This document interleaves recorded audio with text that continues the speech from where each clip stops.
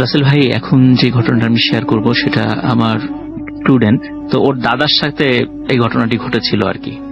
তো রাসেল ভাই, ওদের অরিজিন হচ্ছে মানে পশ্চিমবঙ্গের নদিয়া অঞ্চলে। তো দেশ ভাগের পরে তার দাদা কুষ্টিয়াতে চলে আসেন, কারণ কুষ্টিয়া তো একসময় নদিয়ার অঞ্চল ছিল আর কি। দেশ ভাগের পরে 47-এর পর যখন চলে আসেন, এখানেই তারা স্থায়ীভাবে বসবাস করা শুরু করেন কুষ্টিয়াতে। যেহেতু ওই অঞ্চলেও ওই নদিয়াতে ওদের কিছু আত্মীয় স্বজন ছিল, ওর দাদা সময় পেলে মাঝে মাঝে বেড়াতে যেতেন ওখানে।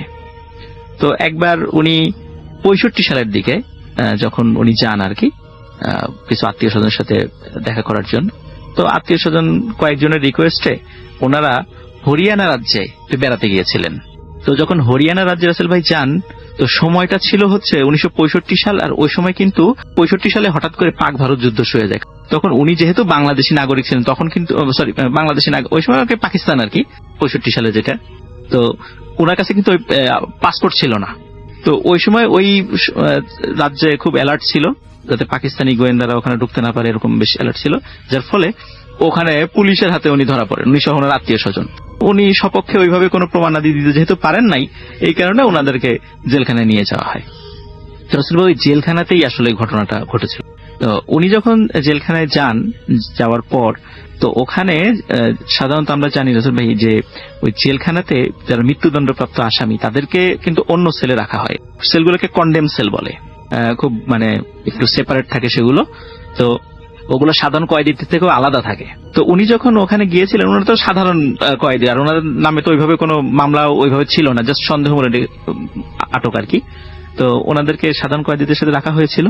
কিন্তু উনি যাওয়ার পরে যেটা একটা জানতে পারলেন যে জেলখানায় এক সাধু বাবাকে পুলিশ ধরে নিয়ে এসছে, আদালতে তার মৃত্যুদণ্ড হয়েছে। তো উনি জানতে পারলেন যে আসলে তার কি মানে অপরাধটা কি ছিল। তো বলে একটা শিশু হত্যার অভিযোগে তার উপরে অভিযোগ আসে, এবং সেটা নিজের ক্ষেত্রে উনি নির্দোষ প্রমাণ করতে পারেন নাই, ফলে তাকে আদালত থেকে মৃত্যুদণ্ড দেওয়া হয়েছে, এবং সাক্ষ্য প্রমাণ সবই তার বিরুদ্ধে। তো ওই সাধু বাবাকে কন্ডেম সেলে যখন রাখা হয়েছিল, তখন সাধু বাবা বারবার বলতো উনি কোনো অপরাধ করেন নাই, তারপরেও ওনাকে ধরে নিয়ে এসেছে আর কি। উনি শিশুটিকে বাঁচাতে চেয়েছিলেন, তো শিশুটিকে উনি পানি থেকে উদ্ধার করে তাকে ট্রিটমেন্ট দেওয়ার জন্য, মানে সাধুদের যে একটা রিচুয়াল আছে ওইটা করে হয়তো সুস্থ করার চেষ্টা করেছিলেন। কিন্তু লোকজন এসে দেখে যে উনি ওই শিশুটার উপরে মানে কিছু মন্ত্র প্রয়োগ করছেন। লোকজন যখন ওই শিশুটাকে তার পালস পরীক্ষা করে দেখে শিশুটা মারা গেছে, এবং উনি যেহেতু ওনার কোনো সাক্ষ্য প্রমাণ ছিল, উনি কোনোভাবেই প্রমাণ করতে পারেন নাই যে এটা উনি নির্দোষ ছিলেন। তো যাই হোক, আবার রাসেল ভাই, উনি যখন যে কন্ডেম সেলে থাকতেন, তো উনি কি করতেন, ওই কন্ডেম সেলে ওই দেয়ালে বিভিন্নভাবে বিভিন্ন দুর্বোধ্য কিছু চিত্র, ছবি এগুলো আঁকতেন আর এগুলো কেউ বুঝতে পারতো না। জেলখানা থেকে বারবার বলেছে দেয়ালে এগুলো না আঁকতে, তারপর উনি আঁকতেন। ওনার যে নির্দিষ্ট দিন ফাঁসির দিন ছিল, তো রাসেল ভাই ওই ফাঁসির দিনের 5-6 দিন আগে থেকে উনি খাওয়া দাওয়া বন্ধ করে দেন, এবং যার কারণে উনি খুব অসুস্থ হয়ে পড়েন, এবং নির্দিষ্ট দিনের আগেই উনি মারা যান। তো ওনার কথা ছিল যে উনি যেহেতু অপরাধ করেন নাই, ফাঁসিতে উনি ঝুলবেন না, দরকার না খেয়ে মারা যাবেন, কিন্তু ফাঁসিতে ঝুলবেন না, এটা, এবং উনি মারাও যান। তো রাসেল ভাই, উনার মারা যাওয়ার পর থেকে আসলে ওই কন্ডেম সেলের ওইখানে হলো ঘটনাটা শুরু। তো প্রথমে উনি মারা যাওয়ার 2-3 দিন পর্যন্ত কোনো সমস্যা হয়নি, কিন্তু রাত 2-3 দিন পরে মানে গভীর রাত্রে হঠাৎ করে সব আসামিরা, কন্ডেম সেলের সব আসামিরা চিৎকার চেঁচামেচি শুরু করতো যে আমাদের তাড়াতাড়ি এখান থেকে বের করো, এখান থেকে বের করো। এখন বাইরের যারা গার্ড ছিল ওরা ভিতরে এসে বলতো কি হয়েছে, বলে যে আমরা কিছু ছায়া দেখি, এবং এই ছায়াগুলো প্রচন্ড শব্দে আর্তনাদ করে। আমরা এত আর্তনাদ যে আমাদের মানে আমরা সে শুনতেই পারি না, এত ভয়ঙ্কর আর্তনাদ। তখন বলে কই, আমরা তো বাইরে থেকে কিছু শুনি না, তোমরা কোথা থেকে শোনো? বলে না, আমরা এটা শুনি, আমাদেরকে এখান থেকে বের করেন। বলে না, ফাঁসির আসামিদেরকে অন্য সেলে নিয়ে যাওয়ার নিয়ম নাই। কিন্তু রাসেল ভাই, এইভাবে প্রতি রাত্রে এই ঠিক মধ্যরাতের দিকে যখন সব আসামিরা মানে প্রতিনিয়ত চিৎকার চেঁচামেচি শুরু করে, জেলার সাহেবের কানে কথাটা যায় যে এরকম আসামিরা গভীর রাত্রে চিৎকার চেঁচামেচি শুরু করে, বলে আমাদের এখান থেকে বের করে নিয়ে যাও। তখন উনি বিষয়টা চিন্তা করলেন যে সব আসামিরা তো একসাথে একটা বিষয় নিয়ে বলছে, এটা বিষয়টা তদন্ত করার দরকার। কিন্তু রাসেল ভাই, আইনের ক্ষেত্রে কিন্তু এই ধরনের মানে অলিক বিষয় কিন্তু গ্রহণযোগ্য না।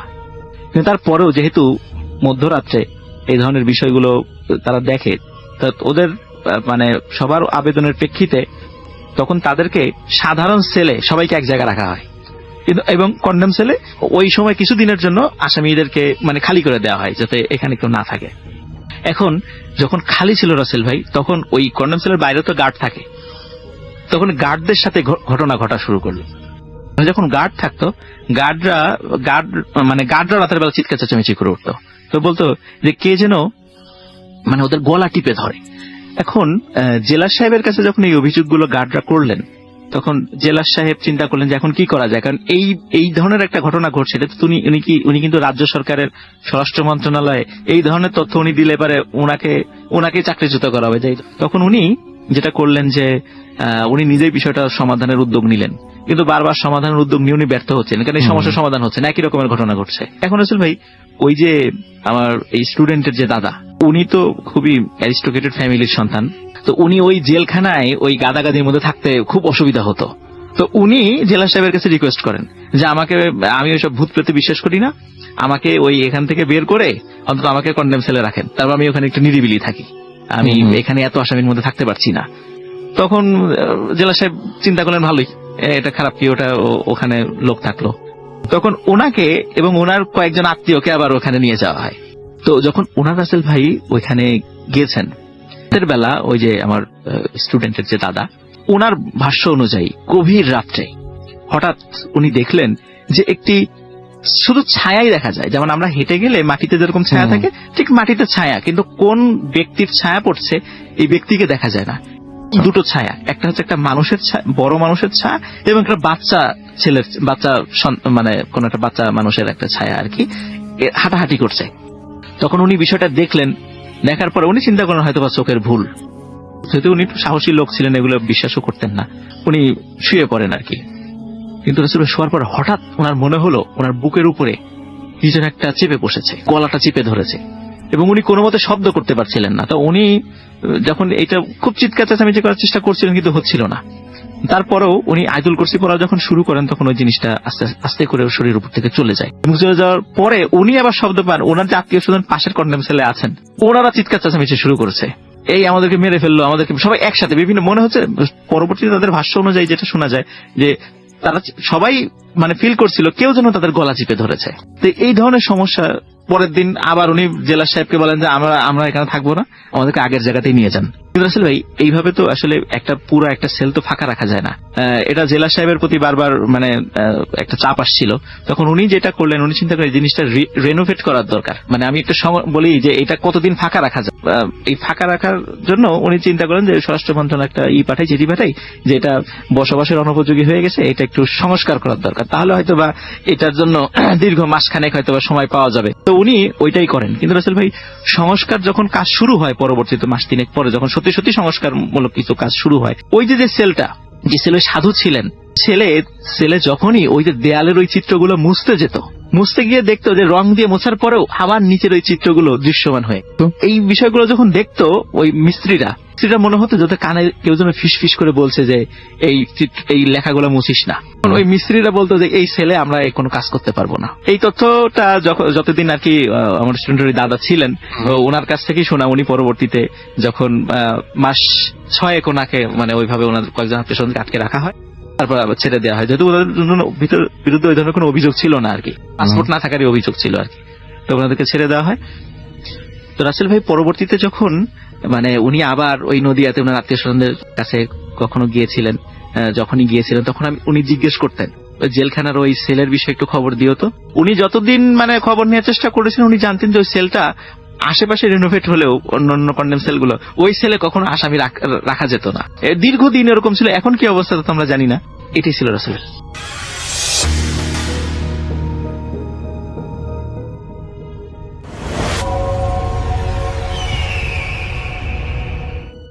আসসালামু আলাইকুম, আপনাদের সবাইকে সাদর আমন্ত্রণ জানাচ্ছি। আমি আহমেদ বাবু। কেমন আছেন আপনারা? আশা করি সবাই ভালো আছেন। আমি আল্লাহর রহমতে ভালো আছি, আলহামদুলিল্লাহ। এই ঘটনাটি হৃদয় শুনেছিল তার ছোটবেলায়, তখন তার বয়স বছর 10 হবে।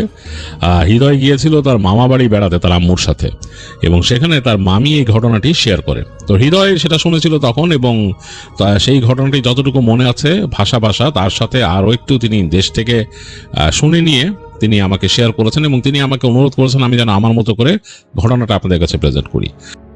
যখন হৃদয়রা তার মামা বাড়ি বেড়াতে যায়, তখন তার বয়স বছর 10। তার মামা আলাদা হয়ে গিয়েছিল তার নানা বাড়ি থেকে, এবং আলাদাভাবে বাড়ি করেছিল মানিকগঞ্জের কোন একটা গ্রামে। জায়গাটা বেশ সুন্দর, হৃদয়ের আম্মুর সাথে যখন সে যায়, দেখে যে রাস্তার দুই পাশে সুন্দর ফসলের মাঠ এবং ওই জায়গাটাতে বেশিরভাগ ভুট্টার ক্ষেত, যেদিকে মানে তার মামার বাড়ি, তার মামারও বিশাল ভুট্টার জমি ছিল। তো ওদিক দিয়ে তারা যখন আসছে রাস্তা দিয়ে তাকায়, খুব সুন্দর লাগছে হৃদয়ের কাছে। একদম ভুট্টার ক্ষেত তো বেশ উঁচু, মানে ওপাশে দেখা যাচ্ছে যে দেখা যায় না অনেক কিছু, মানে বেশ উঁচু হয়ে আছে। তো যাই হোক, ওই রাস্তা দিয়ে চলতে চলতে সুন্দর দেখতে দেখতে চলে আসে মামার বাড়িতে। তো এসে বসে, খুব সুন্দর তার মামা বাড়ি এবং তার মামা সুন্দর করে ঘর বানিয়েছেন। তো সেইখানে বসে তারা তাদের মতো খাওয়া দাওয়া করে, ঘোরাফেরা করে। তো হৃদয় দেখছিল যে তার মামার বাসার যে উঠোনের ওই পারে, মানে একদম কর্নারে, মানে তাদের মূল ভিটার বাইরে একটা দোতলা কাঠের বাড়ি, খুব সুন্দর একটা কাঠের বাড়ি, টিনের চাল দেয়া, কিন্তু ওইটা বাড়িটা টোটালি তৈরি করা কাঠের, কালো রঙের কাঠের বাড়ি। সেই বাড়ির পাশে একটা বড় গাছ, নেড়া গাছ, হৃদয় ঠিক মনে করতে পারছে না কোন গাছ সেটা, বাট খুব সুন্দর একটা কাঠের বাড়ি ছিল এবং একটা নেড়া গাছ।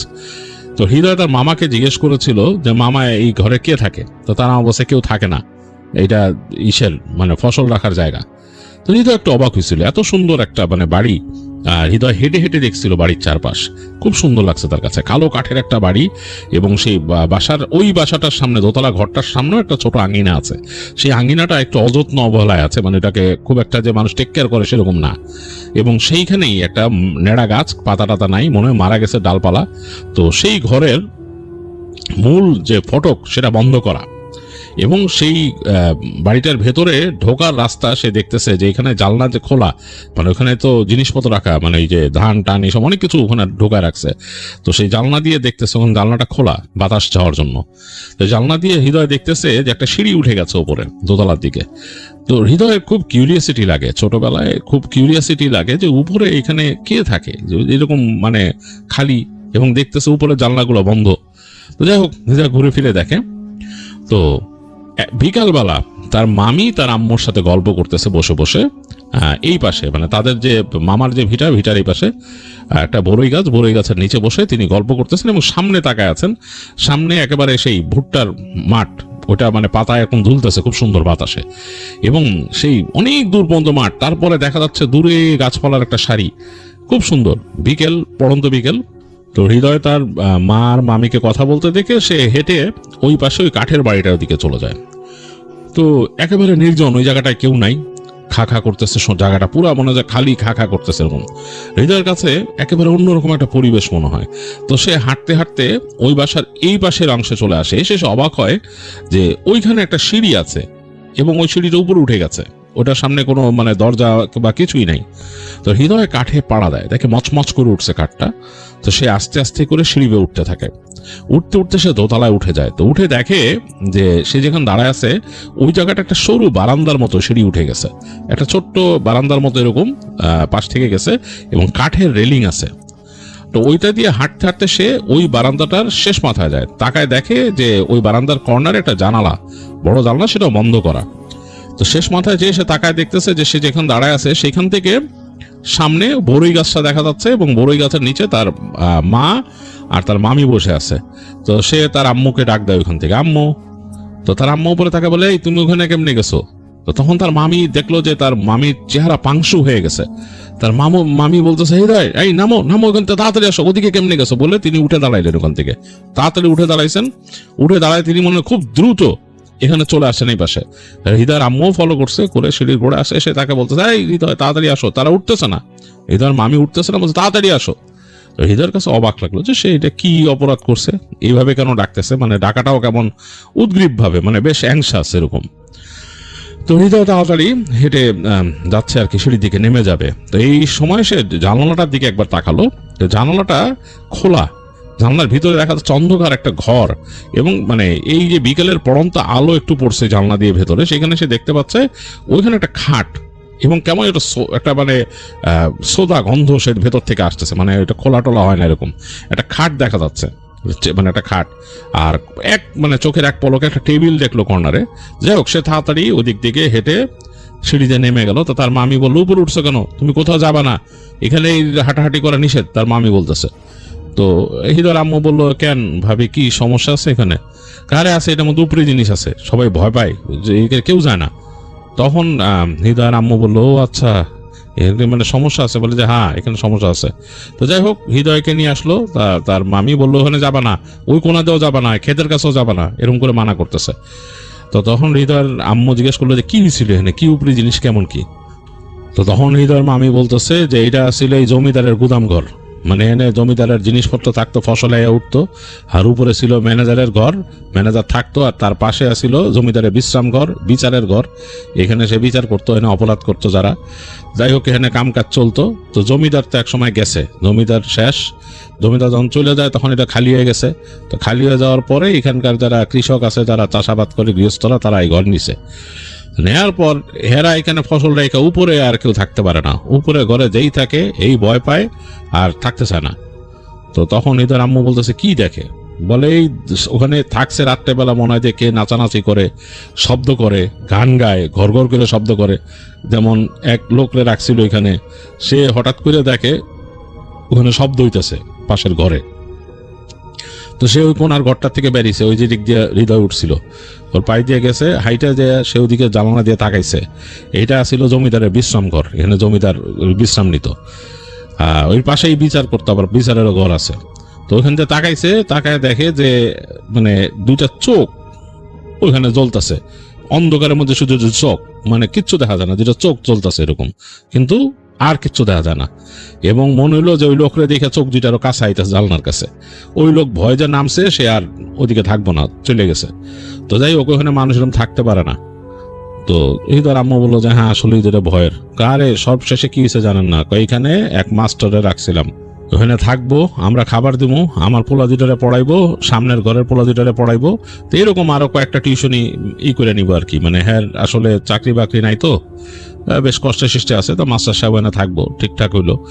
তো আমরা কইলাম যে ওই জায়গাটাই আছে থাকার জন্য। মাস্টার সাহেব দেখলো, তো ভয়ের কথা আর তারে আমরা কেউ কই নাই, সে ওইখানে থাকতে রাজি হইলো যে ওখানে থাকবো। তো মাস্টার সাহেবও সুন্দর করে ওই ঘরটা সুন্দর করে গোছায় টোছায় যা আছে ওই ঘরের মধ্যে, কিন্তু ওই জমিদারের টেবিল আছে, খাট আছে, এগুলাই সে সব গোছায় নিছে, গোছায় নিয়ে ওইখানে থাকবে সে। তো মাস্টার সাহেব কয়েকদিন থাকার পরে একদিন এসে আপনার ভাইরে কইতাছে যে ভাই আমি তো এখানে কিছু সমস্যা দেখতেছি। তো আপনার ভাইগুলো কি সমস্যা? সমস্যা হলো রাত্রেবেলা মনে হয় যে এখানে পোলাপাইন উঠে দুষ্টুমি করে, মানে কতগুলো পোলাপানের শব্দ পাই, মনে হয় যে এখান থেকে উঠে আমার এই বারান্দার সামনেতে দৌড়াই মাথা যায় ওই মাথা যায়। তা আমি কয়েকদিন জালনা খুলে তাকাইছি, ধমকাইছি, এই কেউ এখানে, কেউ কোনো কথা কয় না। আবার দেখে হাসে, আবার দেখে আমার পাশের রুম থেকে কে জানি কিল মারে, আমার এইখানে আমার খাটতেই পাশে এনে কিল মারে। তা আপনার ভাই আর হ্যারে ভয়ের কিছু বলে নাই, বলছে যে না হইতে পারে, পোলাপেন তা আছে দুষ্টু, আরো কয়েকটা ঘর আছে না এদিক ওদিক, এরাই হবে, আপনি এত চিন্তা করেন না, দোয়া দূর পড়ে হয়ে পড়েন। তো এইটা আপনার ভাই কইছে। এরপর তো আর কোনো খবর নাই। এরপর কয়েকদিন পরে একদিন ভোর রাতে এই পোস্ট অফিসের যে চিঠিপত্র নেয় যে রানার, উনি এসে চিৎকুর দিতেছে বাসার সামনে, জোরে জোরে চিৎকুর দিতেছে আপনার ভাইয়ের নাম দিরা, বলে যে অমুক সাহেব বাইরে আসেন। তো তখন আপনার ভাই বেরিয়েছে, বলে কি হয়েছে, দেখে যে ওই যেই রানার হের হাতে একটা হারিকেন লাঠি আর হের ব্যাগ ট্যাগ আছে আর কি, আর তার সাথে মাস্টার সাহেবরে ধরে রাখছে এক হাতে। মাস্টার সাহেব একদম মাথা টাথা করে বমি করতেছে ওইখানে। তো তাড়াতাড়ি তারে নিয়ে গেল ঘরের কোনায়, সে তার মা আরো বমি করলো, করার পর তারে পরিষ্কার করে দিল আপনার ভাই, যে পানি টানি দিয়া, তার সেবা যত্ন করার তো কেউ নাই। তো যাই হোক, তারে পানি টানি দিয়ে পরিষ্কার করে দিয়ে বললো কি হয়েছে। ওই পোস্ট অফিসের লোকরা জিজ্ঞেস করলো আপনার ভাই কি হয়েছে, বললো যে না আমি জানি না, আমি এদিক দিয়ে যাইতেছিলাম, আমার কাছে অনেক চিঠি, আমি দূর পর্যন্ত যাবো। তো ওইখান থেকে হঠাৎ করে আমি দেখি যে ক্ষেতের মধ্যে কি জানি এখানে, মানে আপনার এখানে মনে হচ্ছে নড়াচড়া হইতেছে, বিশেষ মনে হয় যে একদম ক্ষেত ভেঙে ফেলাইতেছে এরকম অবস্থা। তাই আমি বললাম যে কি ব্যাপার এরকম কেন? তো আমি জাস্ট লাঠিটা নিয়ে আমি আস্তে আস্তে করে সামনে গেছি দেখার জন্য। একদম কাছে যে হারিকেনটা ধরছি, দূরে যায় দেখি যে এই লোকরে মনে হয় যে বাতাসের মধ্যে উড়ে এসে পড়লো ধপ করে এক জায়গায়, মানে একদম মনে বাতাসের মধ্যে আলগি দিয়ে এসে নিচে পড়লো ধপ করে। তো পড়েই আছে, কোকাইতেছে, মানে যে একদম তার জান শেষ। আর হের থেকে বেশ খানিকটা দূরে ওখানে কতটি কালো রঙের কুত্তা, এরই ওখানে কিন্তু কবরস্থান আছে, পুরানো কবরস্থানে, পুরানো কবরস্থানে খাড়ায় দিছে, খাড়ায় গড় গড় করতেছে। এর ওই পাশে কিন্তু একদম মানে কুয়াশায় ভরে গেছে। তো আমি দেখলাম, দেখে আমি ওই লাঠি সামনে নিয়ে হপ হপ করে চিৎকার করতে করতে সামনে গেলাম, যে হেরে ধরলাম, ধরে ওনার উড়াইলাম, উড়াই তারা জিজ্ঞেস করতেছে আপনি কই থেকে আইছেন, কেমনে আইছেন। হেয়ার কইতে পারেন, হে শুধু কোকায়। তো পরে হেরে নিয়ে এলাম আমি কান্দে করে, মানে কান্দে এরকম হাত দিয়ে অনেক কষ্টে তুললে আনছি এই পর্যন্ত। তো পরে হে কইলো যে আপনাদের বাসার এই ঠিকানা আর কি, যে এখানে নাকি হে থাকে। তো যাই হোক লইলাম আপনাকে বাসায়। তো এগুলো বলে পোস্ট অফিসের লোক তারপর চলে গেল। তা আপনার ভাই কি করবে, একা একা নিয়ে গেল, নিয়ে যে হ্যার ঘরে উড়াইলো। তো হে উঠতে পারে না, অনেক কষ্ট। যাই হোক, অনেক কষ্টে আপনার ভাই যায় রুমে উঠাইলো, ওটা খাটে শোয়াই দিল, দিয়া বললো কি হয়েছে আপনার, কি মানে ভয় পাইছেন কেমনে, ওখানে গেছেন কেমনে?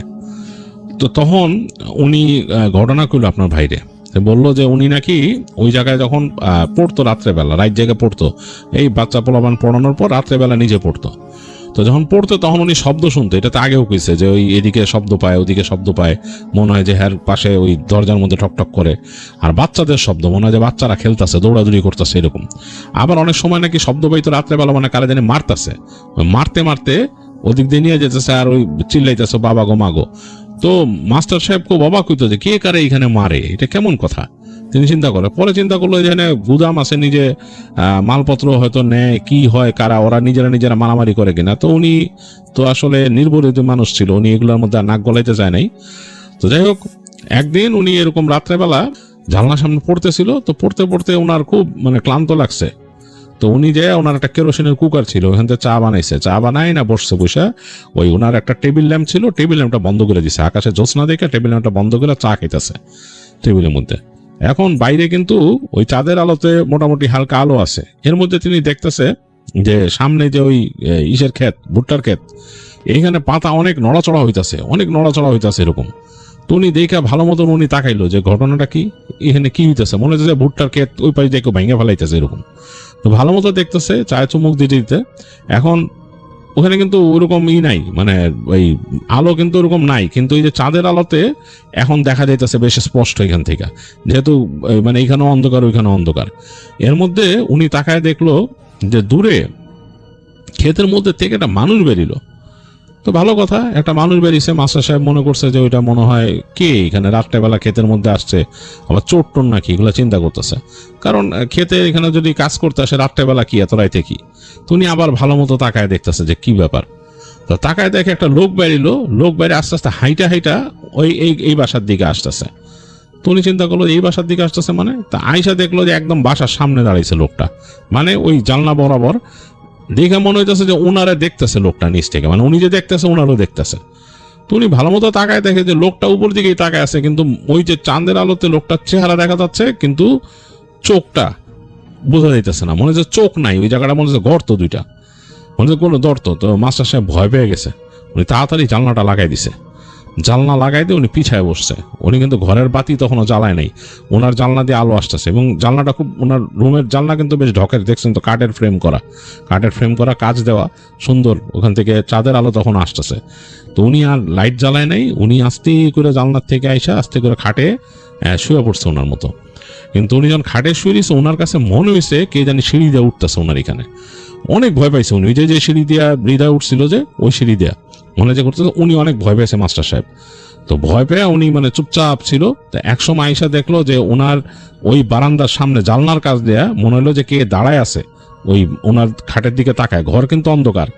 এখন উনি এখান থেকে দেখতেছে একটা মানুষের মতো অবয়ব, কারণ ওই যে চাঁদের আলো পড়ছে এখানে, চাঁদের আলোতে একটা মানুষের ছায়ার মতো পিছন দিয়ে পড়ছে, চেহারা টেরা কিছু দেখা যায় না, মনে একটা মানুষ দাঁড়ায় আছে এখানে ওনার জানলার সামনে। তো মাস্টার সাহেব ভয় পেয়েছে, ভয় পেয়ে উনি ঘুমাই গেছে, ওনার আর নাই, চোখ বন্ধ করে ঘুমাই গেছে। যাই হোক, ওই দিন তো গেল এটা। এরপর দিন রাত্রেবেলা মাস্টার সাহেব আবার পড়তে বসছে, এর সামনে একটা পরীক্ষা, চিন্তা করছে যে রাইট করে পড়বো উনি। তো পড়তেছে তো এক সময় ঘুম লেগে গেছে চোখে, মানে একদম অনেক রাইট হয়েছে, চোখে ঘুম লেগে আসছে। তো উনি আবার ওই চিন্তা করলো চা বানাই খাই। তো উনি চা বানাইছে, চা বানায়া ওই আগের মতোই উনি ওই টেবিল ল্যাম্প নিবাই দিয়ে চা খাইতেছে, আর জানলা দিয়ে বাইরে তাকায় দিছে, চাঁদ উঠছে, চাঁদের আলো পড়ছে ক্ষেতের মধ্যে দেখতেছে। তো হঠাৎ দেখে ক্ষেতের মধ্যে অনেক মানে নড়াচড়া, মানে ক্ষেত নড়তেছে, সেই এর মধ্যে দেখলো যে কুত্তা কতটি বেরিল ওই সাইড থেকে, ঘেউ করতে কুত্তা এখানে গেছে, কাউরে দিকে ঘেউ করতেছে। তুমি ভালো মতন তাকায় দেখার চেষ্টা করলো যে কিরে কি দেখা করে এরকম। তাকায় দেখে যে একটা কম বয়সী পোলা ওখানে খাড়া দিছে, ওই পোলারে দেখে কুত্তা ঘেউ করতেছে, যে পোলা ওখান থেকে হাপ করতেছে, কুত্তা আর সরে না, ঘেউ করে। তো মাস্টার সাহেব তো ভয় পাইলো, চিন্তা করলো এই পোলারে যে কামড় টামড় দেয়। তো উনি ওই জানলা খুলে নিল, জানলা খুলে উপর দিয়ে উনি কইতেছে হেই কুত্তার সাথে চিল্লাইতেছে, মানে সর এন থেকে সর, এরকম করতেছে, কুত্তা আর সরে না। হে একটা লাড়ি ছিল রুমের মধ্যে, পুরানো লাড়ি, ওই জায়গায় বয়স্ক মানুষের লাড়ি, ওই লাড়িটা তুলে নিছে উনি, নিয়ে ওই লাড়ি দেখাইতেছে কুত্তার উপর থেকে। তো কয়েকটা কুকুরের দিকে তাকায়, হ্যার বারান্দা দিক তাকাও ঘেউ শুরু করলো। তো কুত্তা কিন্তু একটাও সরে না, এদিকে ওই কম বয়সী ছেলেটা কাঁদতেছে ওখানে। তো এই দেখে মাস্টার সাহেবের মায়া লাগলো, হে ওই লাঠি নিয়ে নেমে গেল উপর থেকে দৌড়ে। তো চিন্তা করলো যে কুত্তাটিরে ধাওয়াই দিব নি, তো দৌড়ায় নামতেছে, নাইমা সিঁড়ি দিয়ে নাইমা একদম ঝাইরা দৌড় দিল রাস্তা ক্রস করে ওই পাশে। তো জয়া হে কুত্তার সামনে যে লাঠি দিয়ে জোরে জোরে মাটিতে বাড়ি মারতেছে, ঠাস ঠাস করে লাঠিতে মাটিতে বাড়ি দিতেছে আর সামনে যাইতেছে। তো হে দেখলো যে পোলাটা দৌড় দিয়ে ঢুকে গেল ক্ষেতের ভিতরে আইল দুরা। তো হে চিন্তা করলো আরে করে কি, কুত্তাও দেখলো যে পিছে পিছে দৌড়াইছে।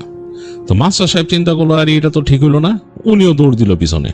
চিন্তা করলো এই পোলারে তো কামড় টামড় দিলে সমস্যা হয়ে যাব, এরকম রাত্রেবেলা কুকুর কই থেকে আইছে। তো ক্ষেত ধরে দৌড়াইতেছে, এখন ভুট্টা ক্ষেত কিন্তু অনেক উঁচা, মানে একেবারে মানুষের মাথার সময় কিছুই দেখা যায় না আশেপাশে। দৌড়াইতেছে, ওই পোলাও দৌড়াইতেছে, মাস্টার সাহেব দেখছে যে কুত্তা দৌড়াইছে, তার পিছু পিছে মাস্টার সাহেব দৌড়াইতেছে। সাথে করে তো কোনো হারিকেন মারিকেন কিচ্ছু নাই এর সাথে, হে এমনি দৌড়াইতেছে। তো দৌড়াইতে দৌড়াইতে নাকি মাস্টার সাহেব এক জায়গায় দিয়ে বেরিয়েছে, দেখছে যে একটা খোলা জায়গা, ওই জায়গায় ওই পোলা দৌড় দিয়ে বেরিয়েছে, আর ওই পিছে পিছে কুত্তাটিও দৌড় দিয়ে বেরিয়েছে, উনিও দৌড় দিয়ে বেরিয়েছে খোলা জায়গায়, মানে এখানে ক্ষেত শেষ। তো অনেকটুক জায়গা খালি, ওইটুক জায়গায় দৌড় দিয়ে ওই পোলাটা যাইতেছে। মাস্টার সাহেব ডাক দিল, এই ছেলে এদিকে আসো, ওদিকে যাও না, আরে কুত্তারে চিল্লাইতেছে কুত্তার সাথে। তো দেখলো, উনি অবাক হয়ে দেখলো এই যে খোলা জায়গাটা দৌড়াইতে দৌড়াইতে এই ছোট পোলাটা একটা বড় মানুষ হয়ে গেল। মানে খুবই অবাক করা কাণ্ড, মানে একটা ছোট পোলা এই আজকে ফট করে একটা বড় মানুষ যেরকম হয় সেরকম হয়ে গেল। দৌড় দিয়ে যায় ওইখানে দেখলো যে কতটি এরকম ইসের মতো উঁচা, মানে মাস্টার সাহেব এনতে বুঝছে যে উনিও দৌড়াইতেছিল। তো উনি যে বুঝলো যে এটা কবরের মতো, মানে এখানে কবরস্থান। হে দাঁড়ায় গেছে, এটা দেখা দেখলো যে ওই ছোট পোলাটা বড় মানুষ হয়ে গেছে সাইজে। তো সে ওইখানে দাঁড়ায় ঘুরে দাঁড়াইছে, আর কুত্তাগুলা ঘুরে দাঁড়াইছে। তো হেরে দেখা কুত্তাগুলা ঘেউ ঘেউ শুরু করলো। তো মাস্টার সাহেব তো খুব ভয় পেয়ে গেছে, তিনি বুঝছে যে এটা তো আসলে মানুষের কাণ্ড না। হে ওই লাঠিটা মাটিতে খুঁড়তে খুঁড়তে ভয়ে একদম মানে কুকড়ায় যায়। তিনি চিন্তা করতেছে আমি কি পিছে দৌড় দিব না কি করুম, কিন্তু কুত্তাগুলো তার দিকে তাকায় আছে, মানুষটা ওদিকে তাকায় আছে, কোনো শব্দ করতেছে না। এক সময় তিনি দেখলো যে মানুষটা আবার দৌড় দিল তার দিকে, একদম মাস্টার সাহেবের দিকে দৌড় দিছে। তো মাস্টার সাহেব তো ভয় একদম কুকড়ায় গেছে, হে পিছন ফিরে দৌড়াইতে গেছে। ওই লোকটা নাকি আবার এই দৌড়াইতে দৌড়াইতেই একটা ওই ছোট পোলার মতো হয়ে তার উপর ঝাঁপায় পড়ছে। আর উনি দেখতেছে যে একটা মানে ওই যখন ওনার উপর ঝাঁপায় পড়ছে, উনি আর কিছু দেখতেছে না যে এটা কি মানে মানুষ নাকি, মনে হইতেছে কিছু একটা কালো রঙের এরকম একটা মানে ইসের মতো, মানে বড় একটা কুণ্ডলির মতো হ্যাঁ এরকম চাপায় মাটির সাথে ধরে রাখছে। আর হ্যার আশেপাশে দেখতেছে যে অনেক এরকম ধোঁয়া ধোঁয়া মানুষের মতো ওদিকে দাঁড়ায় আছে, লম্বা লম্বা। আর হ্যারে এরকম যাইতে ধরে মাটির সাথে ঠাইসা ধরতেছে, আবার হ্যারে তুইলা নিল মাস্টার সাহেব, আবার আশ্রয় ফেলছে। অনেক ব্যথা পাইছে মাস্টার সাহেব, মানে পড়ার পরে মাটিতে পড়ছে। তো হ্যারে এরকম করে ওখানে আশ্রাইতেছে। এই সময় উনি যখন নাকি একদম ওনার জ্ঞান হারাই যাইব, উনি দোয়া পড়তেছে মনে মনে। এই সময় দেখলো যে পাশ থেকে হাঁক আসতেছে, অনেক জোরে জোরে চিৎকার আসতেছে। একটু পরে দেখলো যে ওনার উপর থেকে মনে ছাইরা গেল, ওই যে চাপ্পা ধরছিল ছাইরা গেল, আর ওই কুত্তাগুলাও দূরে সরে গেল এখান থেকে। তারপর তিনি দেখলেন যে ওদিকে কে জানি আসতেছে হারিকেন হাতে, আইসা হাঁক দিতে দিতে আসলো। তো ওনারা জিজ্ঞেসে আপনি কে এসে, তো উনি বুঝলেন যে এটা কেউ লোক। তো উনি মোটামুটি তার চোখ নাকি ঝাপসা হয়ে গেছিল মাস্টার সাহেবের। তো দেখা বুঝছে যে এটা হইলো গিয়া কোনো পোস্ট মাস্টার, এখানকার পোস্ট মাস্টার বা ওই যে রানার চিঠি টিটি নিয়ে যায়। তো যাই হোক আরে ধৈরা উড়াইলো, উঠায় ওই যে নিয়ে আইসে আমগো বাসায়। এই তো ঘটনাতে এই ঘটনাটা মাস্টার সাহেব বললো। এরপর তো মাস্টার সাহেব আসলে আর আমাদের এখানে থাকে নাই। মাস্টার সাহেবরে ওই শুশ্রূষা করা হয়েছিল, ওখানকার আমাদের এই এলাকার যে কবিরাজ আছে কবিরাজ দেখানো হয়েছিল, এখানকার যে মসজিদের হুজুর আছে হেরাইনা দেখানো হয়েছিল। তো দেখা হুজুর বলছে যে এই জায়গা তো ভালো না, হুজুর এই বাসা থেকে বলছে যে জায়গা তো ভালো না, এখানে তো আগেই কইছে এখানে খারাপ জিনিস আছে, খারাপ জিন আছে, এখানে কেন মানুষ সেইভাবে রাখেন, এটা বন্ধ করে দিতে পারি। বন্ধ করে দিলে কাম হইব না, যদি এটা আপনারা ঠিক মতো মানে না করেন, ঠিক মতো দেখা শোনা না করেন, তাহলে এটা আবার এরকম হইব। আর মানুষজন আসে নাপাক ভাবে, মানুষ মানে থাকতে হইব ঠিক মতো, এবং এটাকে সুন্দর করে থাকতে হইব, দোয়া দূর পড়তে হইব, নামাজ কালাম পড়তে হইব, থাকলে না জায়গা ঠিক থাকবো। আর এই নাইলে এই জায়গায় খারাপ জিন আছে, জায়গাটা আগের থেকেই খারাপ, অনেক উল্টা পাল্টা জিনিস হয়েছে এখানে। তো এই বলছে হুজুর। তো কবিরাজ 2-4 দিন চিকিৎসা দেয় মাস্টার সাহেব। মাস্টার সাহেব একা তো থাকবোই না, পরে ওইখানকার এক ওই গুজরামের লোক রাখা হয়েছিল, হ্যাঁ ওইখানে হ্যাঁ মানে দেখে রাখার লেখা। একটু সুস্থ হওয়ার পরে মাস্টার সাহেব গেছে জ্ঞান থেকে।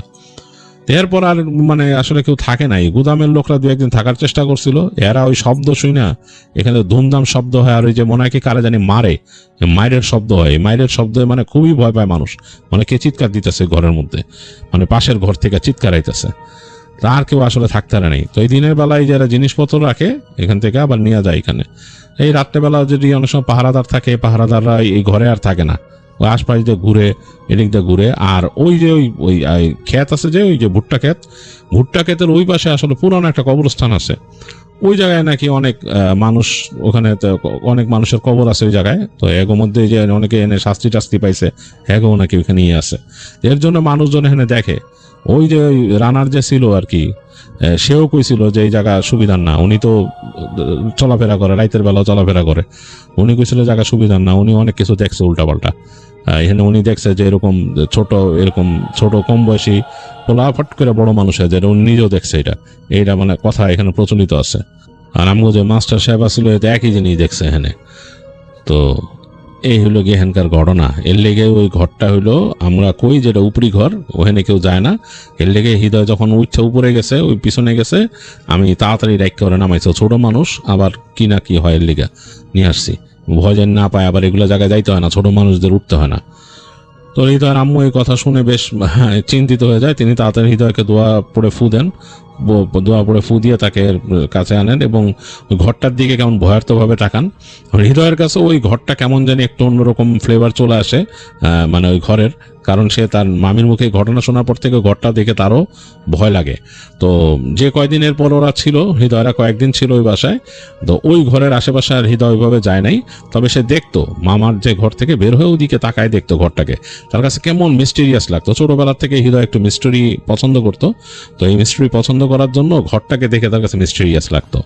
আবার ওই ক্ষেতের দিকেও তাকাইতো হৃদয়, এই যে ওই তাদের মামার বাড়ির সামনে যে ক্ষেত, বিশাল ক্ষেতের দিকে, তো তার কাছে ওইটাও মানে বেশ মিস্টেরিয়াস লাগতো। তার কাছে মনে হইতো যে এই ক্ষেতের ওই পারেই তো সেই যে বলছে যে পুরনো কবরস্থান আছে, যেটাতে ভয় পাইছিল বা ওই মাস্টার সাহেবকে নিয়ে গেছিল ওইখানে, তার কাছে ওই চিন্তা হইতো, তার কাছে মনে হইতো। যদিও সে কিছু দেখে নাই, তবে সে সন্ধ্যার পরে ওখানে শিয়াল দেখছে, যে শিয়াল ওই ক্ষেতের ওই পাশ থেকে এসে তাকায় আছে, এদিকেই তাদের এই বাড়ির দিকেই তাকায় আছে। তো ওই শিয়াল দিকেও হৃদয় তখন ভয় পেয়েছিল ছোটবেলায়।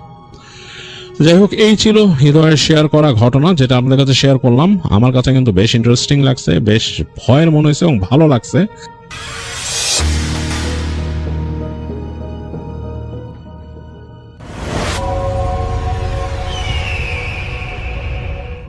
থ্যাংক ইউ রাসেল ভাই।